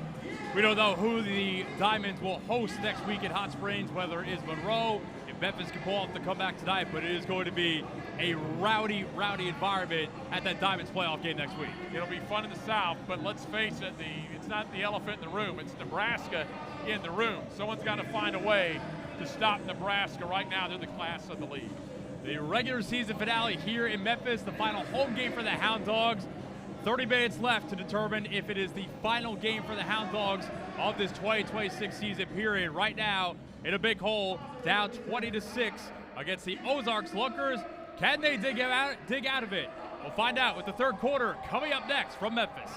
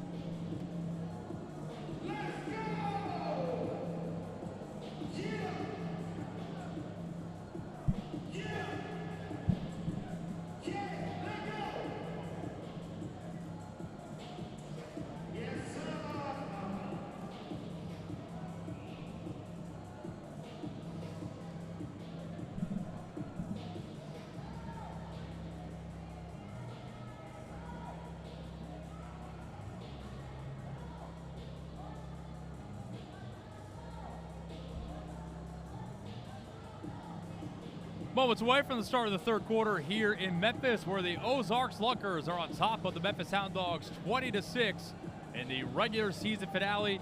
And Jeff, obviously this Hound Dogs franchise in its inaugural season doesn't look good to make the playoffs as things stand, and there are still 30 minutes, a lot can change, but nonetheless, for a couple of people and you and I that live in the area and have seen the reception to this team, overall, a lot of positives to take from year one, whether they make the postseason or not. There were plenty of highlights. You got to look back a month ago. Memphis is tied for first place. They're thinking, oh, maybe they can get home field advantage in the playoffs. Maybe they can make a run. But in an 8-game season, you suffer some injuries. You're a little banged up. It's not as if you have a 12, 13, 14-game season. you hit a little injury there and a little rough patch, it derails your season. Then come back, that's great. If not, you had some great highlights. It was a great product for the fans to watch this year. James Fisher, their GM, I think, has done a really nice job. He's got here, he's basically run the organization alone with the help of some great interns that he's had this year to put fields together, also do some other stuff. But as far as sales and marketing, it's been a one-man show. I think when he gets a full off season to establish the organization, it's going to be a big jump in what you see as far as operations. You've already got a decent-sized fan base this year. A lot of things to look forward to for this organization, for the Memphis Hound Dogs. A lot of Memphis flavor on this team, too. That's something we talked about. It's an area that has a lot of good players over the years that go on to SEC programs or University of Memphis, whatever it might be. So certainly plenty of talent to pull from, and with another offseason to evaluate that entire pool of players that might be available for the Hound Dogs. I think things might be on the up and up and even on a better trajectory for Memphis next season. But both teams back on the field to start the third quarter. The Lunkers will receive the throw-off with a 14-point lead. Actually, it's going to be Memphis receiving. And the throw-off caught by Ewing inside the 10, dancing around. Ewing trying to stiff arm, and that's going nowhere as he was tackled by Kit Denton. And they'll mark him at, call it the 10-yard line. Kit Denton, a guy that's been around San Diego State, Central Arkansas, right across the bridge, about 2.5 hours away over in Conway, northwestern state. Originally out of Houston, Texas. 4 catches, 95 yards, pair of touchdowns. But again, as you see there, he's a two-way player and also plays special teams like a lot of the guys do in this league. Also had 5 catches for 102 yards and 2 touchdowns in the first matchup against the Hound Dogs earlier this season. That's going to be Carter spelling Briggs in the backfield for Memphis. So first play of the second half, and Forrest under immediate pressure barely avoids the safety, but he is dropped at about the 1-yard line. Gabe Smith in on the sack that time for Ozarks. Gabe Smith's been in the backfield a lot. We talked about it at the half. They've been bringing the pressure on Forrest, and immediately from that backside, that was close to a safety. He's going to get him about the 1-yard line, but Smith has Forrest has not had a lot of time tonight. Gabe Smith, who played college ball at Texas Southern, picks up his 5th sack of the season. Second and long for Memphis. Quick out and throw off the mark, looking for Malone. Incomplete. And Memphis needing a score, trailing by 14 to start this second half, facing a 3rd and 18 from inside their own 5-yard line. Well, again, got him hurried up looking for Malone. The low pass that time. They got a lot to get. If they don't get the first down here, you're pretty much going to have to surrender it unless you can get a 4th and 1, 4th and 2. And just going to head off to Carter, see if he can get them a little bit of room, and he cannot. Charles in on the stop that time. And the Hound Dogs' first drive of the second half loses 7 yards, and they will undoubtedly surrender. The Mason, Ohio native, 6'1", 205-pounder Daniel Charles clogs up the line. They have dominated the line of scrimmage all 3 plays to start the second half. And now, big offensive possession for Ozarks. 3-possession lead. Usually in the indoor game, Matt, it's not that big, but we're watching this game. We know how this game's going. 3-possession lead, and you are in solid control with almost the entire second half to play. Gives a lot of the same vibes as the Hound Dogs game against the Arkansas Diamonds a couple weeks back, where it was close at the half. That game was actually tied, but as soon as Arkansas was able to stretch it out, Memphis offense, that was sputtering, unable to do anything about it. So Peyton Byerly back to work, and he'll pitch it to Scott. Ball up in the air, and Memphis looks like they jumped on top of it, and they did. A gift. And it's going to be to Jaron Friesen, who recovers the fumble. So even better than a surrender. One play, the fumble by Scott on the pitch from Byerly, and the Hound Dogs with an immediate chance to get back in this game. They'll have the ball at the Ozarks 9-yard line. Big recovery. Friesen out of Booker T. Washington set a sack record in that developmental football league. The GDFL had 21 sacks this year, and it's done a really nice job. That was just a poor pitch. It wasn't as he was getting pressure that time. The pitch was just high to Scott. Willis had the first chance at the recovery. Friesen ended up with it, so Memphis with new life. First to goal from the 9, looking for Gray. And that time, good coverage, but a flag. And Hughes, who did the sword, or I strapped you down on coverage that time, disappointed to find out he was flagged. It looked like he made a little bit of contact with Gray just before the ball got there, although it was very close. I think it's the right hand. The left hand got the deflection, but I believe they thought the right hand got that initial contact. And replays, I think, taking a look just to make sure the ball wasn't deflected before the potential interference, and they do say no deflection, so this call will stand. Not to make a bold statement, but you get a turnover now, a penalty if you don't score here. Not to say it's done, but you said a gift. You've gotten 2 gifts on back-to-back plays. It would be quite the blow emotionally, to say the Right. least. So 1st and goal from the 1. Forrest gonna hand it off to Carter, and Carter's bottled up, loses 2 yards, and a couple of Lunkers in on the stop that time. It was Craig Travis III, the first one there, as he's a little slow to get up afterwards. And now he'll limp. First, I thought it was a celebration, but he's not moving that right arm as he comes off the field. Well, hopefully Travis is okay. Memphis, after the pass interference call, loses 2 yards, and now it's 2nd and goal from the 3. Carter in the backfield with Forrest. Play fake, floating it, and Stackins reaching out. Couldn't make the one-handed grab, and a young fan down there almost got a truck stick he was not asking for. Thankfully, he got out of the way just in time. 3rd and goal coming up. We were 150 yards away from the train on Southern, but he saw the train and Stackins coming at him. That's the same area Stackins caught the game winner at Ozarks earlier this year. A runaway train at that. So 3rd and goal from the 3 after the pass interference call.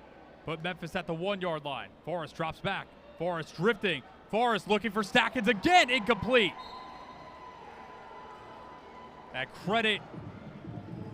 Couldn't tell if it was Smith that time that was running with Stackins. It was actually Daniel Charles. So 1st and goal at the 1 has now become 4th and goal from the 3. Carter bottled up for a loss of 2 yards, and then back-to-back incompletions to Stackins. Got to have it play for Memphis. Gray lined up on the right. Carter in the backfield. Handoff. Carter keeps his balance, and then he's going to be bottled up. Dropped at about, they'll probably call it the 7-yard line, but a disastrous sequence for the Hound Dogs as 1st and goal at the 1 goes backwards 6 yards, and another turnover on downs for this offense that cannot get out of their own way tonight. Had it 4th and 1, had it 1st and goal from the 1. You can't punch it in. They tried to run twice, tried to pass twice. They go to the run on 4th down, Matt, because I think the reason is right now Sky Forest 9 straight incompletions in this ball game. Carter's done good work on the ground tonight, but once he was bottled up on the first play from the 1-yard line, the Hound Dogs had nothing in response, and a bit of a backbreaker like we talked about mentally for Memphis as it remains a 14-point Ozarks lead. Byerly to his number 1 target, James, on the out route. Slanted to the boards that time by Ahmad Butler after a pickup of 5. Ahmad Butler spent half the season with the IOU, came on 3 weeks ago, made the switch to Memphis in a midseason transaction.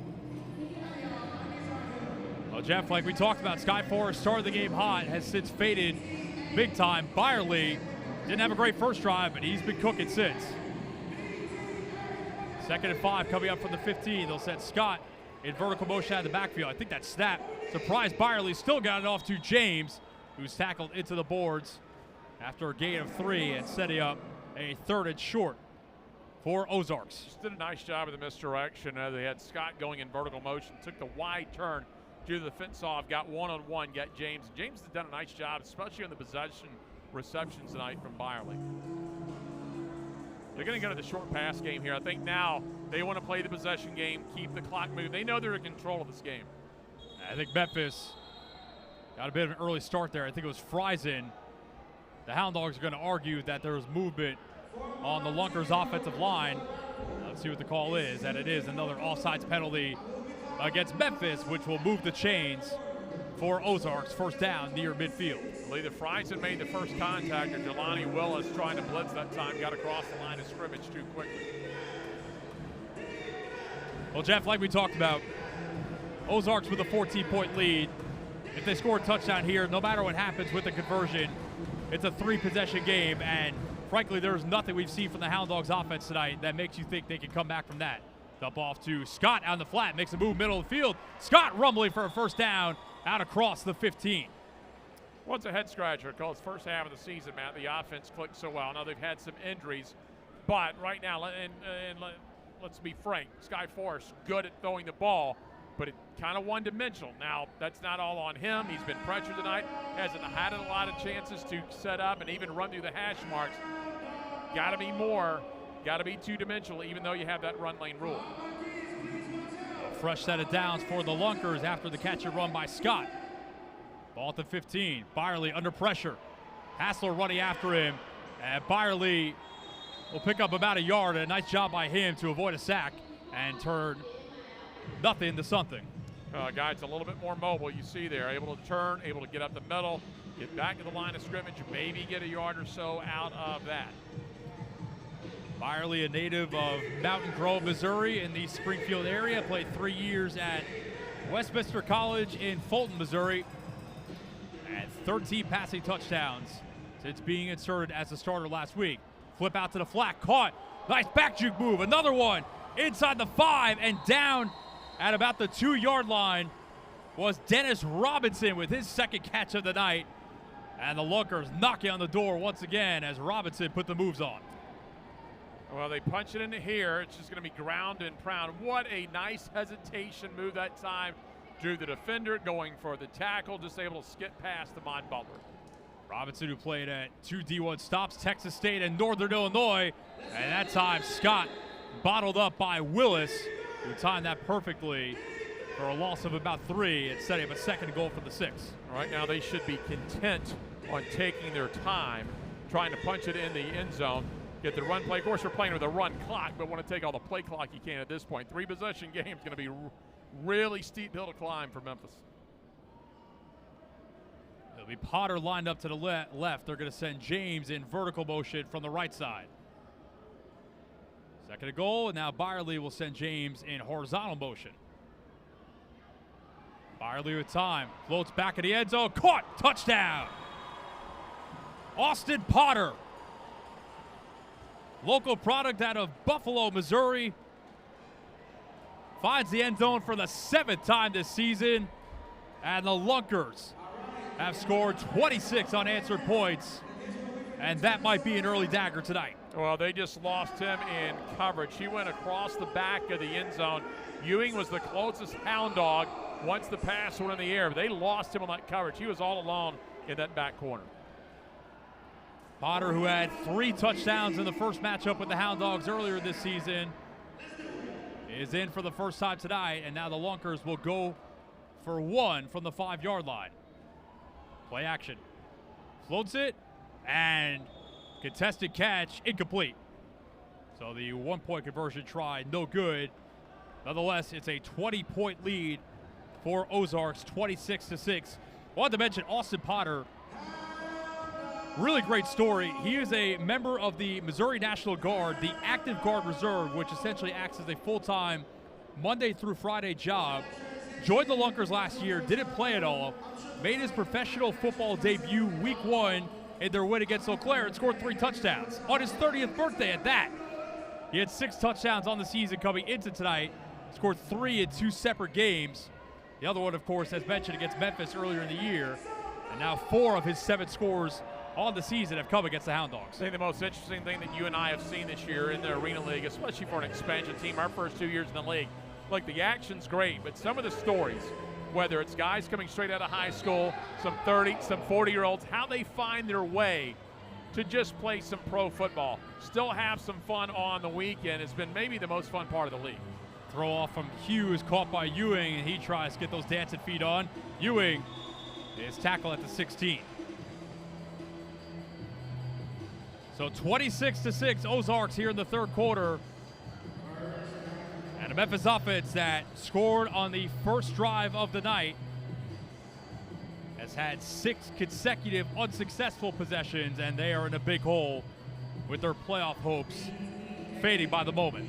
Last 12 quarters, Memphis only 4 offensive touchdowns here in the back half of the season. They got to find them now, or this season is about a quarter and a half away from being done in its inaugural year. Briggs going to join Forrest in the backfield, Malone in vertical motion to the left. Forrest throws it up for Gray. Gray down the right side, makes a sensational catch. And that's the spark this offense needed. Donald Gray, the former Mississippi State star, with a field-flipping play, and the Hound Dogs have the ball at the 9-yard line. Well, that's the run and catch. Just go. I'm going to take about a 2-step drop, put it up. Those are the deep plays we saw early in the season. Forrest and Malone stopped on his route that time, incomplete.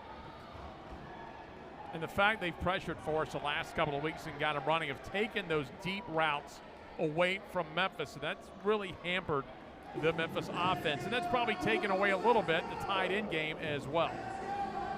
Donald Gray, the focal point of the passing game for Memphis tonight. Kewan Malone, not much of an impact so far. Here's second down. Hand off to Briggs. Briggs with the flag down. He's tackled at the 6.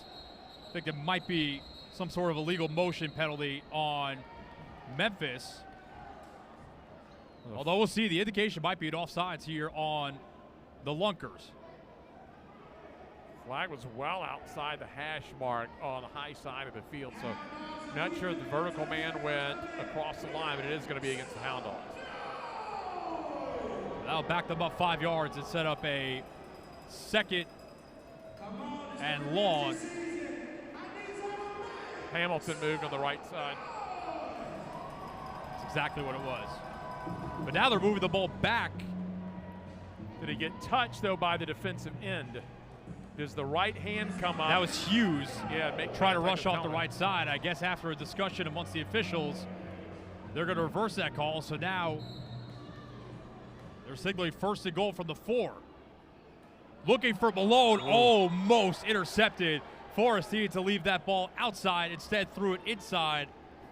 And a golden opportunity for Witherspoon as he's jawing with some fans over on the left side of the field. Well, Witherspoon, if he hangs on to that, he's gone. 48 yards for the touchdown. Now they'll correct it. I thought it was second down before, but the yard marker, or the down marker, said first down. It is third and goal from about the 4.5. Malone, vertical motion. Here comes the heat. Forrest, fade ball back in the end zone. No one home, incomplete. Forrest took a big shot as he's down. He'll get help back to his feet. We're looking for Hamilton. Now here's a situation Memphis is in. Forrest is up and okay, and that's good. Right now, Memphis' only full-time listed quarterback on the roster is Forrest. Kewan Malone, who threw an extra point earlier this year against Monroe, is their backup quarterback. Theory, you could probably play Petaway at the other receiver spot if you need to throw Malone in there, but Forrest is all good to go. But once again, the Hound Dogs struggling for answers in the red zone. 4th and goal from the 4. Pressure, and Forrest is driven into the ground by Gabe Smith.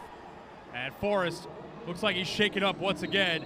Second sack of the night for Smith, and Forrest in a little more pain this time. He was slammed. He had him at the 13, forced him back to the 14, and then slammed him down at the 15-yard line. He's going to be slow to get up. He slammed him right on that right shoulder when he went down. Gabe Smith got in there again, and again the pressure continues, but Forrest will be up, and he'll be able to walk off the field. We'll see how he comes out in the next possession. Meanwhile, we've talked about Byerly tonight. When he hit Potter, that's his 4th different target for a touchdown tonight. Let's talk a little bit about Cam Bruffin. You and I talked to him before this ball game. He felt we're a little banged up this year. Started out banged up, but got some momentum late. He felt real good going into the Arkansas game. Now, he did not see 63-30 coming in 10 touchdowns, but he felt good. They seal this win. He's got some pretty good momentum coming into next season. Cam Bruffin, the only head coach the Ozarks Lunkers have had in their 3rd season of existence. went 3-5 in their inaugural season in 2024. 4-4 last season, lost in the semifinals to Duluth, the eventual champions. But a chance at a better finish this year. James had a touchdown, but got turned around the wrong way, incomplete. Barley looking for the streak pattern. James ran the post to the inside, turned the right-hand turn. He had the timing. If he streaks right down the sideline, goes all the way down, he's got an easy 6, and then they're off to the races the rest of this ball game. So 26-6 lead for the Lunkers. The Hound Dogs, after scoring a touchdown on their first possession of the game, have gone surrender, turnover on downs, turnover on downs, turnover on downs, surrender, 2 more, turnover on downs. And a lot of that inside the red zone, too. Scott on the jet sweep that time with room to run.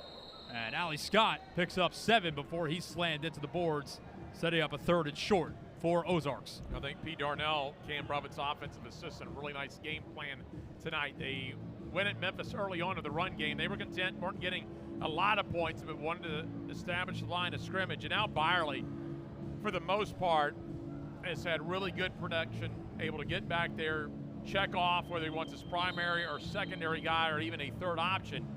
If you don't have time, you're not hitting 4 different targets throughout the ballgame. I'll take us to the end of the 3rd quarter, and barring a miracle, it will be the final quarter of the season for the Memphis Hound Dogs, who needed a win tonight to make the playoffs. Right now trailing by 20 as the Lunkers look like they're going to win 2 straight to end the 2026 season. My friend Jeff Brightwell will have the call of the 4th quarter here from Memphis. You're watching the Arena League.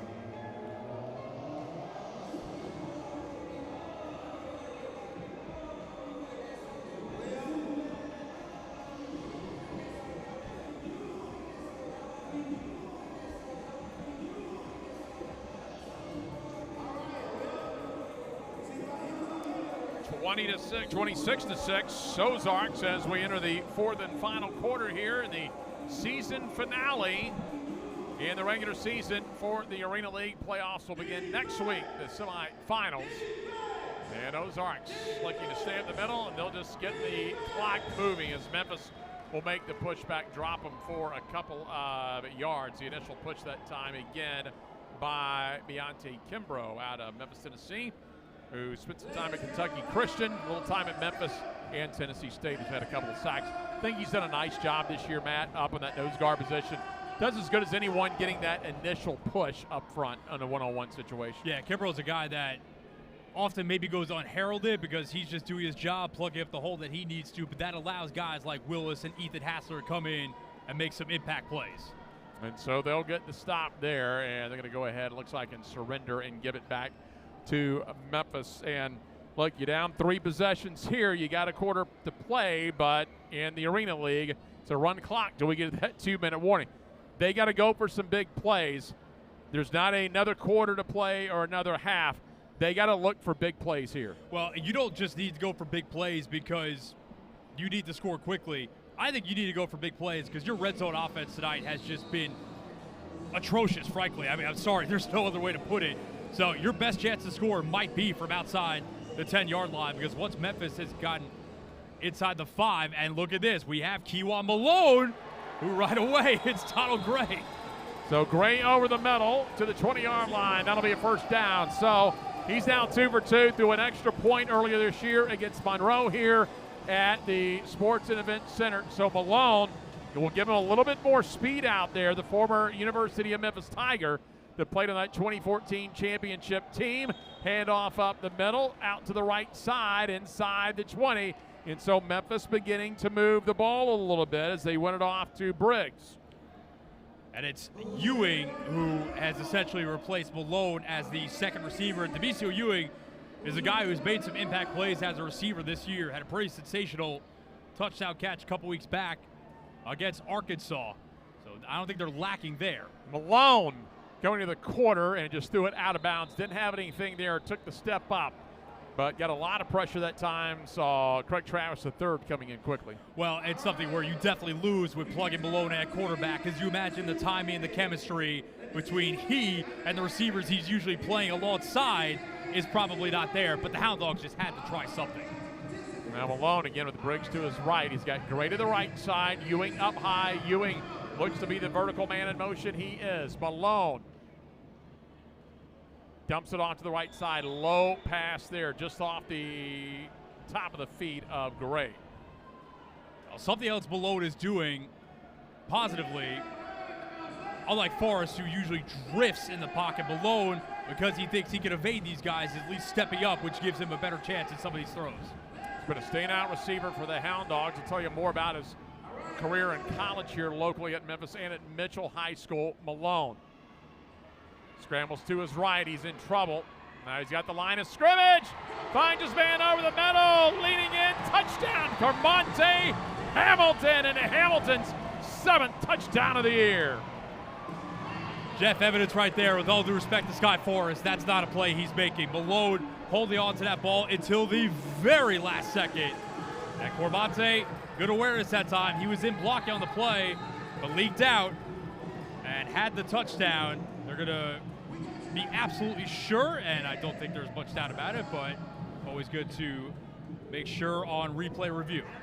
So the 20-yard line, pump fake and got it away. I think he had it back behind a yard, and that's the danger. You put the backup quarterback, nothing against Malone, he just not play there. You got to program your brain quickly that, hey, I can't run here because I'm not back by the hash marks. Did a nice job, it looks like, and he stayed back before the pass. And it was Michael Witherspoon who had the unfortunate job of trying to meet Carmonte Hamilton at the goal line. Advantage Hamilton, to say the least. Got to do a double take. So I think Hamilton has just gone to the gold cleats here as of late. And it looks like they are going to confirm a touchdown from what it looks like up here.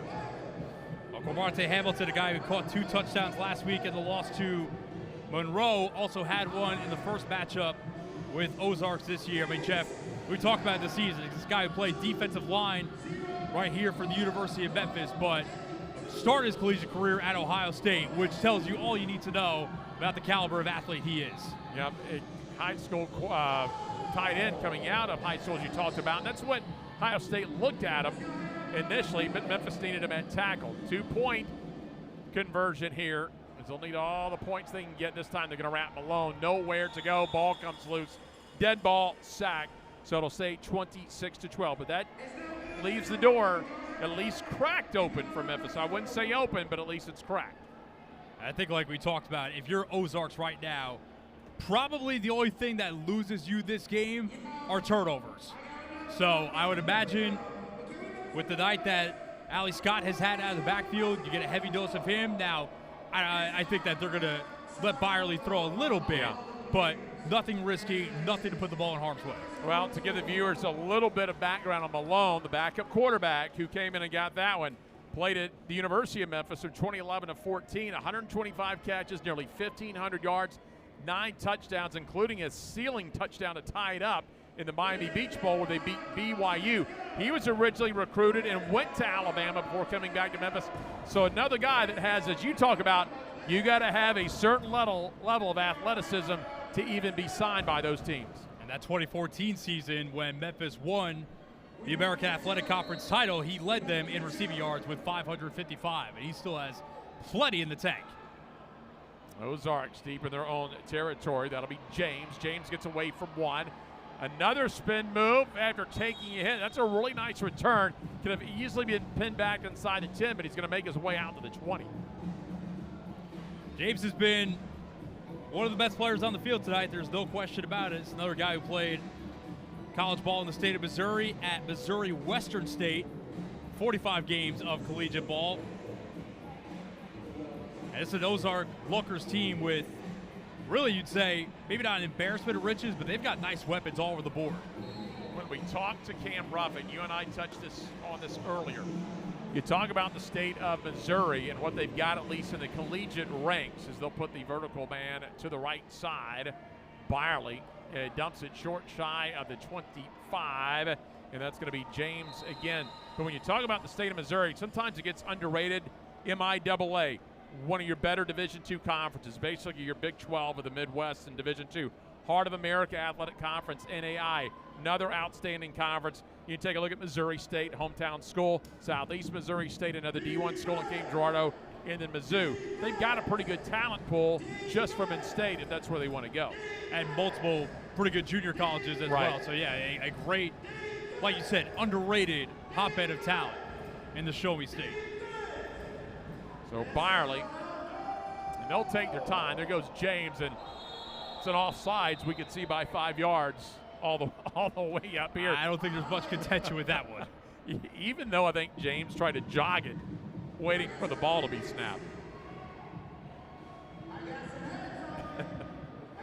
Well, Jeff, like you talked about, if you're Ozarks, I think they had grander ambitions on the season, but, you know, Cam Ruffin told us they've just been really banged up.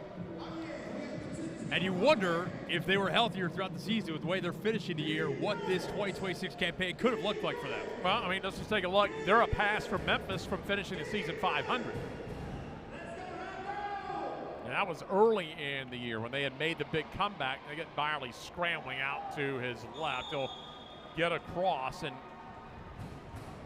stay just inside that hash mark. Now, hash marks in this field 6 yards apart, not the standard 8, but able to make his way through. That's a nice job by Byerly. Just his second start to have the awareness and the wherewithal of where he is on the field, because we've seen more than one quarterback this year unaware of those hashes and where to run. But he's had he hasn't run a ton tonight, but when he has, it's been productive. Brings up 2nd and 6 from the Memphis 15. 3 receiver set, 2 on the left. They'll send Potter across the field. He'll keep it himself, calls his own number. He'll get about 2 yards. He'll bring up 3rd and about 4, and then a late flag from the backfield from the back judge. Very late flag. I didn't see any late touches or anything. That flag came after the play. They're backing it up. Well, I think they're going to call look like a lane violation, but he must have just taken a step to his right. So they'll kick that back, 2nd and 11. And they're going to back it up 10 yards. That's what the replay official is telling them. It's backing up 10 yards, not 5. Yeah, he did. I mean, he was just outside the lane.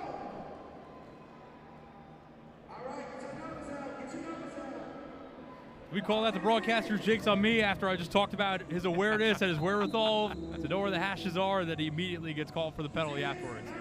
Sorry about that, Peyton Byerly. 2nd and 16 now for Ozarks. They're fine. That penalty doesn't hurt them in this situation. Keeps the clock moving, keeps the game going. Yeah, that's the only way they lose this game at this point. Turnovers or doing something stupid. And they're going to have 2 backs and put James down low to the left side. See if they'll send a man out of the backfield in vertical motion. They do. There goes Potter. Potter again. That was close. No flag. Off his fingertips. High pass that time to Potter. Those are the kind of risky throws that could crack the door Right. open for Memphis when it looks like all hope might be lost. I think right now, if you're Cam Bruffett, you're telling Byerly, unless you know the man is open, eat it, run it, check off to another receiver. Anything but an interception or a fumble. Third and long here, now you just don't want to take any unnecessary risk. You're in a situation, 2-possession lead late in this ball game. Don't get a first down or don't get a big chunk here, just surrender it.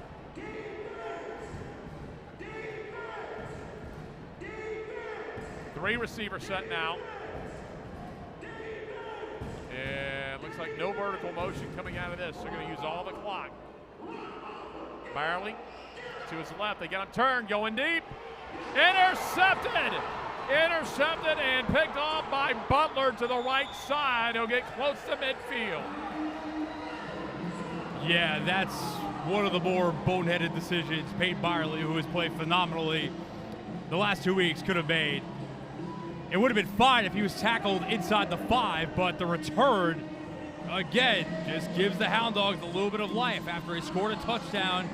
I might have found a little bit of something with Keywa Malone serving as the backup quarterback now into the game. So we're not done here yet. We talked about making a sure play and don't take risks. He's doing a triple coverage that time. Looking to kind of put the knife in this ball game. Rolling to his left, across his body a little bit. Malone stays in at quarterback. Pump fake goes deep. Big strike and just tipped away at the last second. Outstanding play at the end. They were looking for Gray. Really good job by Latavius Daniel to come in there in the last second and get the fingertip on it. Well, Gray hit Daniel with a double move. He faked the dig route to the middle of the field and it took it upfield. And I think of Malone, not going to give him too much of a hard time for this, but if he puts maybe a yard more of air under it, it's probably a touchdown. And then here we go. We go one possession game. It was still a catchable ball for Gray, but a little bit more air would have helped. Looking at Ewing, scrambling. There's a flag, likely a hold. Just throws it in the middle. Closest potential receiver that time was Kermonte Hamilton.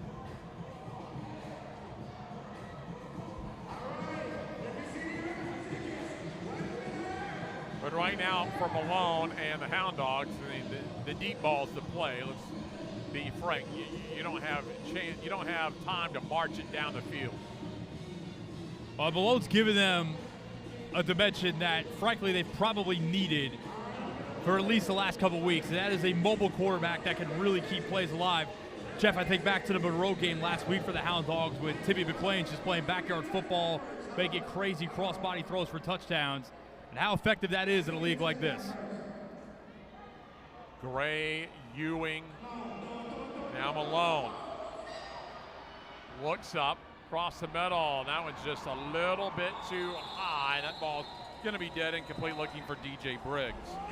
Jeff, Donald Gray looked like he was doing jumping jacks in middle school PE that time. Wide open, tried to signal to below, but just out of his line of sight.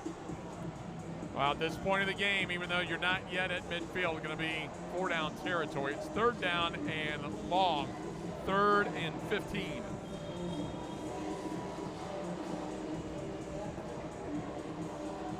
About 5.5 minutes to play, so yeah, Memphis has to go, and they got to go right now. Score, stop, score, if they want any hope. Send Ewing to the right side. Now Malone's got some room to run.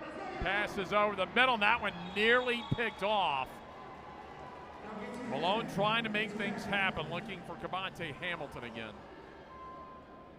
Yeah, I think that time Hamilton came back to the ball. Malone wanted him to continue upfield, and those are the kind of miscommunications that you have when you've got essentially, I mean, Jeff, Keywa Malone for most of the season was the Hound Dogs' emergency quarterback behind Kevin Taylor, who has since left the team and was the week 1 starter for them. You got Ewing to the left, Gray to the right, Briggs in the backfield. Gray, vertical receiver. Malone over the middle. What a nice catch coming over and hanging on to it to Gray, but a little bit short of the first down. Yeah, the Lunkers' last couple plays basically just rushed one guy and dropped the other 6 deep into zone coverage, and you put yourself in impossible spots when you're backed up that far on 4th down, trailing by multiple possessions, and that might be the nail in the coffin on the Hound Dog season. Be really eager to see if Pete Darnell, their offensive assistant, Cam Bruffett, their head coach, tell Byerly, look, let's get it to Ali Scott in the backfield. Let's run the ball. Even if you don't get a first down, you can probably get this game down to the 2-minute warning. 4:21 to play. 1 first down, probably ice it. 2 definitely does. Nice move that time. Right on cue, they're going to go up the middle, and they're going to start to pound the football a little bit to Ali Scott. 7 rushes, 16 yards a week ago. That's not a bad first down pickup. He's going to get about, that's a long 3. That'll be 2nd and 7. Quick toss to the left side. Keeps his footing. That's a tough guy to bring down across the 20 down to about the 18 when he falls forward. He'll be close to the first down, but maybe about a foot short. Let's see where the spot's going to go. They may give him the first down here. Let's see. Looks like they will. Yeah, I wasn't sure if they were going to go back to any of those toss plays or pitch plays after Byerly didn't hit Scott with the best one earlier and it resulted in a fumble. That was the big sequence. Fumble, Memphis gets it, immediate penalty, 1st and goal from the 1. Ozarks stops the Hound Dogs. Over the middle, intercepted. Memphis still with an opportunity, and it's Lee to the 20, racing all the way to the 11-yard line. Jeff, you said it earlier, if there has been an MVP for the Hound Dogs this season, especially on the defensive side of the ball, without a doubt, Ladarius Lee out of Mitchell High School, make that his 12th INT of the season. I think he's going to give the ball, as he does, to a lucky fan. Well, he's got his family and friends here, always the big Ladarius Lee rooting section here, and they get rewarded. He has 1 official interception, also had the extra point interception tonight. And in 7 of the 8 games this year, he has had at least 1 pick. And Byerly that time, bad throw, left it too far outside. Had Potter inside with leverage.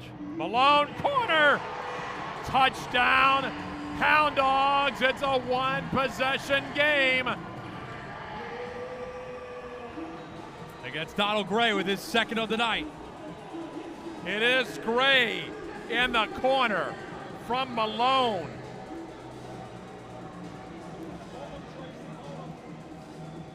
We're going to get another look at the replay, but he's got a foot down. And I didn't see that ball bobble at all.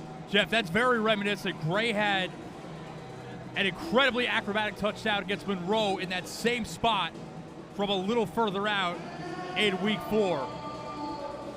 I mean, when you got a guy that good, and we've talked about he's not 100%, but even at 70%, you can throw it up to Donald Gray, and he's going to make a play on the ball. Credit Kewan Malone since being inserted at quarterback after Skyforce got slammed down on the field. He sent Hamilton for a 20-yarder, Gray for an 11-yarder, and now a 1-possession game. Memphis has an opportunity, but they're going to need another stop. They're going to need another stop against the Ozarks once they get on offense. A big extra point, and Memphis wants to go for 2 here. And actually, I like this call because if you don't get it, you still have a chance to tie the game with a 2-point conversion if you score again. If you get it, you could win it with a 1-point conversion. Malone fakes right. He's going to go to the corner. One-handed catch as he inbounds.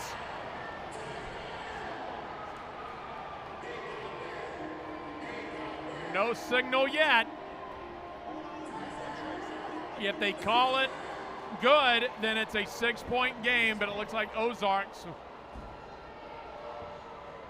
I don't think he had control once he finally came down. He had contact with his foot. I'm trying to see his right foot, but it's kind of tough from that spot. So where is he going to have control is going to end up being the call. He caught it, but great catch. Well, I was going to regardless. say, well, whatever the result of the play is a ridiculous catch, and he's made a lot of them this year. That one probably takes the cake. I don't know here. We'll see. Glad it's not my call. But it's got to be irrefutable. But we didn't see an incomplete or a conversion call. Well, that's the thing is I didn't see the officials make a call either way because and now we see incomplete, and I think replay will essentially confirm that call or allow that call to stand. Well, there just wasn't enough to show that he had complete control and the foot down at the exact same time. Great effort. Yeah, ridiculous catch. Okay, that left foot, as you see, Left looked foot's like it out was of bounds, yeah. and we couldn't see where the right foot was. They said it was in the air. So it remains an 8-point game. You need to score again anyways, and I like the idea that if you get it there, you make it a 6-point game. You either tie with a touchdown, 1-point conversion would then win it. Well, you and I, we've done a full season now. Whether we're calling our games or watching road games, in this league, at least in this version of indoor football, extra points, whether 1 or 2, have been at a premium. Absolutely. I mean, we've seen it with the Hound Dogs offense most of the night. When you get down deep in the red zone, it's tight quarters. There's not a lot of room to operate. So I'm fine with that call. Incredible catch by Gray.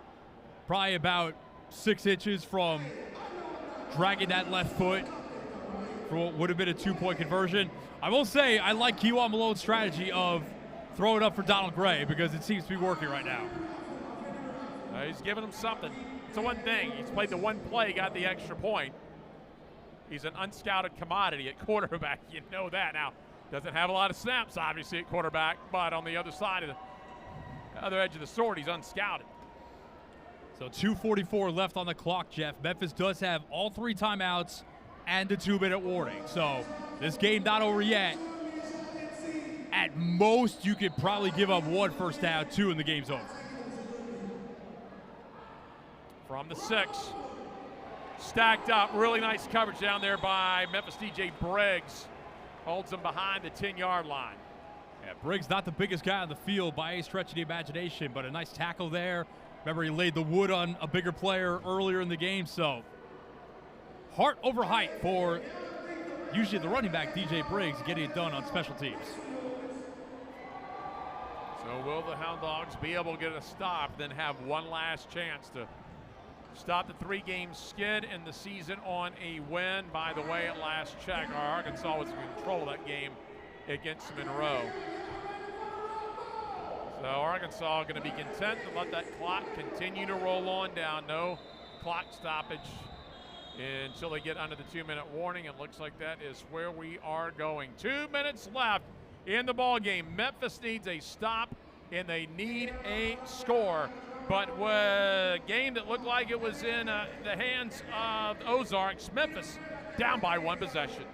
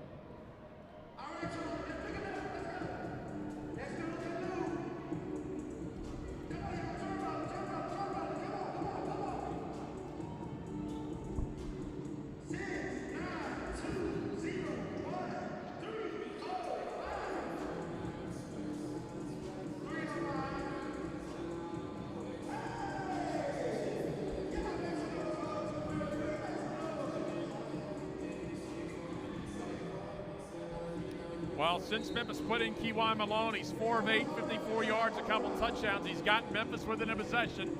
With 2 minutes left, Memphis must get a stop. Byerly.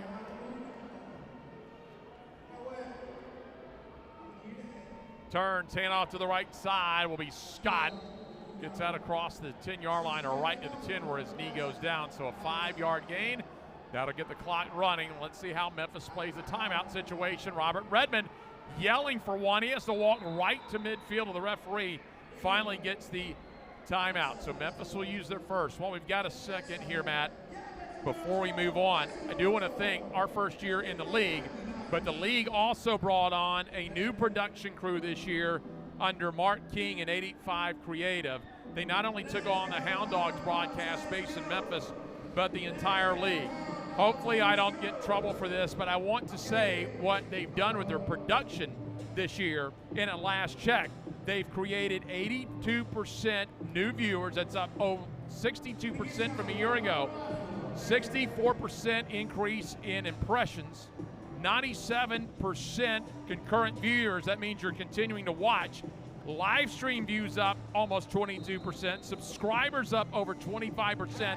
And if you've watched this year's production of the Arena League games as compared to the early years, what a jump. And big thanks to Mark King and 85 Creative. Most importantly, thanks for hiring us too.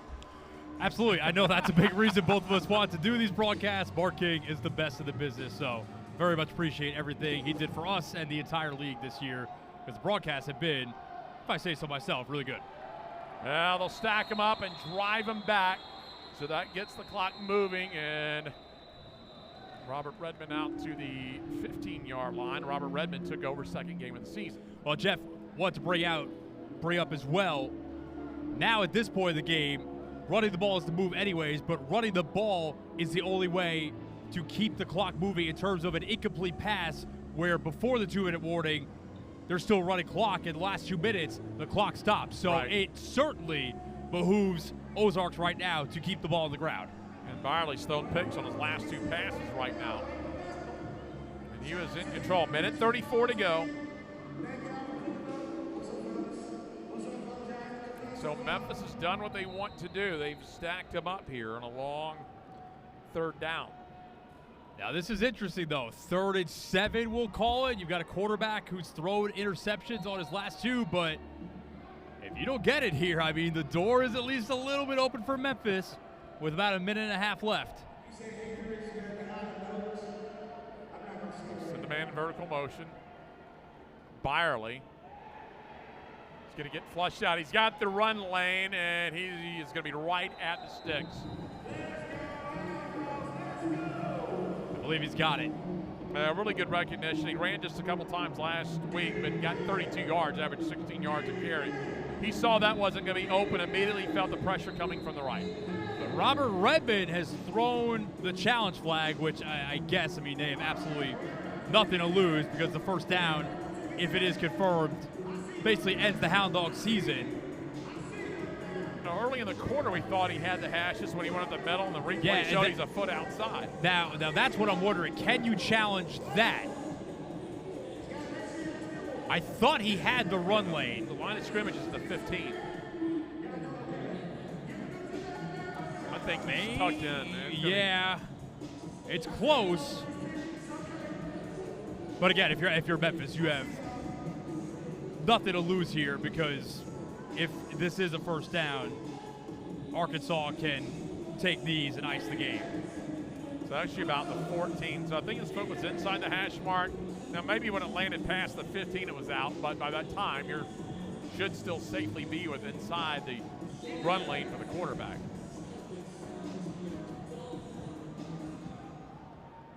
I think Memphis just wanted a timeout as well. So they'll have one remaining.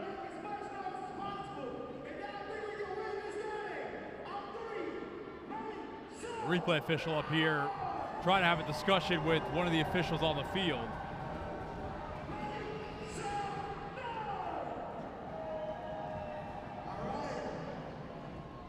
So all I've seen on the replay, there's nothing, at least, and I'm not the official obviously, but nothing to lead me to believe that he got outside the lane. The line of scrimmage is, we called it the 14. Whoa, there's a foot right there now on that hash mark.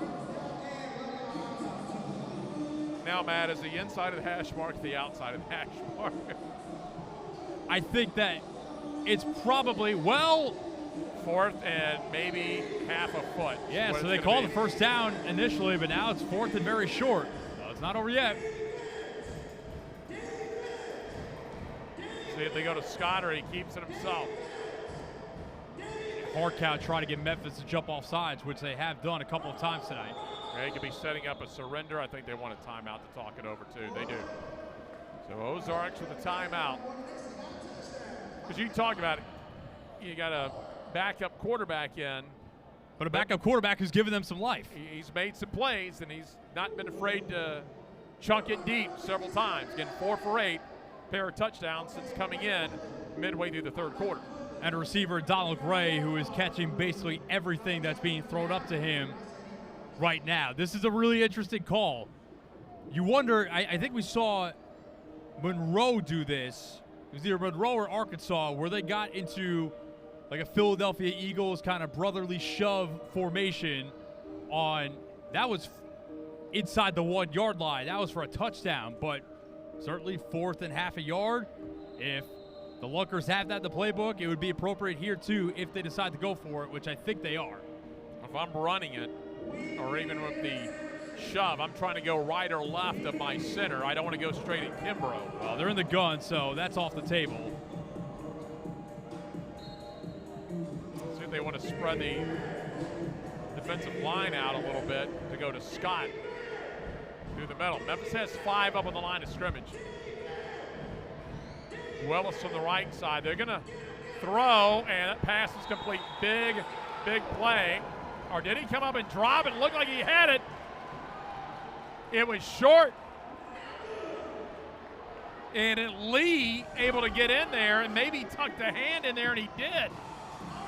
Ladarius Lee, it's not a pick, but not a bigger pass deflection on the year. Jeff, I am flabbergasted they threw the ball there. So you should have, what, 1 timeout remaining. You're at the 20-yard line. Kewan Malone, what kind of magic you got, and you're down by 8. Sees it on the line. He can chunk it out of bounds if he needs to stop the clock. There goes Gray. Malone pressured.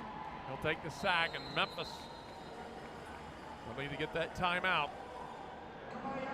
And now here's where Malone, being essentially the emergency quarterback all year, now you got to run tempo, no huddle. Gray to the right. Ewing up high to the left. Fakes. He's going to run. He'll be wrapped up and shy the 20-yard line. It'll be third down. He'll lose a couple. Actually, I don't believe Memphis has a timeout unless they reward it back to them after the challenge. Malone had his man rush it. He saw it for a split second. I think it was Briggs on like a wheel route up the left side. Yeah, he had him. Now you give yourself a chance here. The season will come to an end. I'm not going to lie. I am pretty amazed that the game is even still in question at this point. It's a heck of a comeback by the Hound Dogs. We'll see if it has a little more life in it. 4th and 11. Have to at least get the first down. I think Briggs moved. And at this point, that penalty's not going to really matter. Put him back, give him a little bit more field. Look, you're going deep here regardless. 21 seconds left on the clock. So if you pick up the first down, you probably have to get up to the line immediately, try and spike it and stop the clock. I think the hope here is have enough protection to get Gray and Ewing and maybe Briggs all at the end zone. He has some time. He'll get flushed. Toward the wall. And looks like he stopped short of the goal line. Will they be able to get another playoff? That's the question. They got it to Briggs. They got to get a quick snap here once they get the word. And offside, Stackens, offensive penalty there. And that'll keep the clock moving.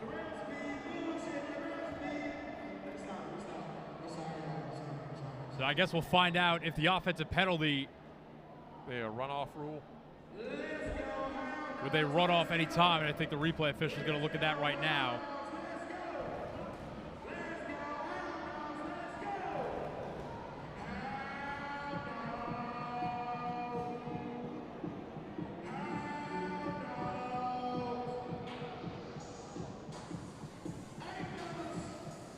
Regardless, they have a chance here. It'll be last play. All right. Gray to the right. Ewing up high. They'll throw it back and in and out of the hands of the 15-yard line. Let's see if there's any time left. I think that's it. Still waiting for official confirmation from the officials, but I believe midnight has struck and the replay official confirmed it. Game over. Well, the comeback will come short tonight as Ozarks will hold off Memphis to win it 26-18. Memphis looking to get another last-second win maybe over the Ozarks, but Ozarks established this game defensively, shutting down the Memphis offense in the first half. Kind of wonder what would have happened if maybe the Hound Dogs would have gone to Keewaw Malone earlier in the game. Just the mobility that he provided them from the quarterback spot clearly injected some life into this offense. A little too late. A lot of good things to take away from the inaugural season here in Memphis. And Ozarks ends the season with 2 straight wins on a high note going into the offseason. Both teams on the season 3-5, but for Memphis, an expansion team. Again, Matt, they're going to have a whole offseason. It's not just player personnel and rosters and things like that. It'll give a chance for this organization to form the organization. A lot of stuff put together in less than 2 months just to get this team off the ground. I'm looking forward to seeing what the Hound Dogs look like next year as a whole. And now they've established themselves in this area. There's been a lot of buzz around them. People have liked the product on the field. And like we talked about, there was a lot of really big-time talent, probably maybe itching to play for this team next year after what they saw this season. Going to be a lot of fun. Again, we thank everyone involved with our broadcast this season. 85 Creative, all the interns, Tyler Hanna doing our stats up here. Format Infield. I'm Jeff Reibel for the last time this season saying thanks for joining us, and you've been watching the Arena League.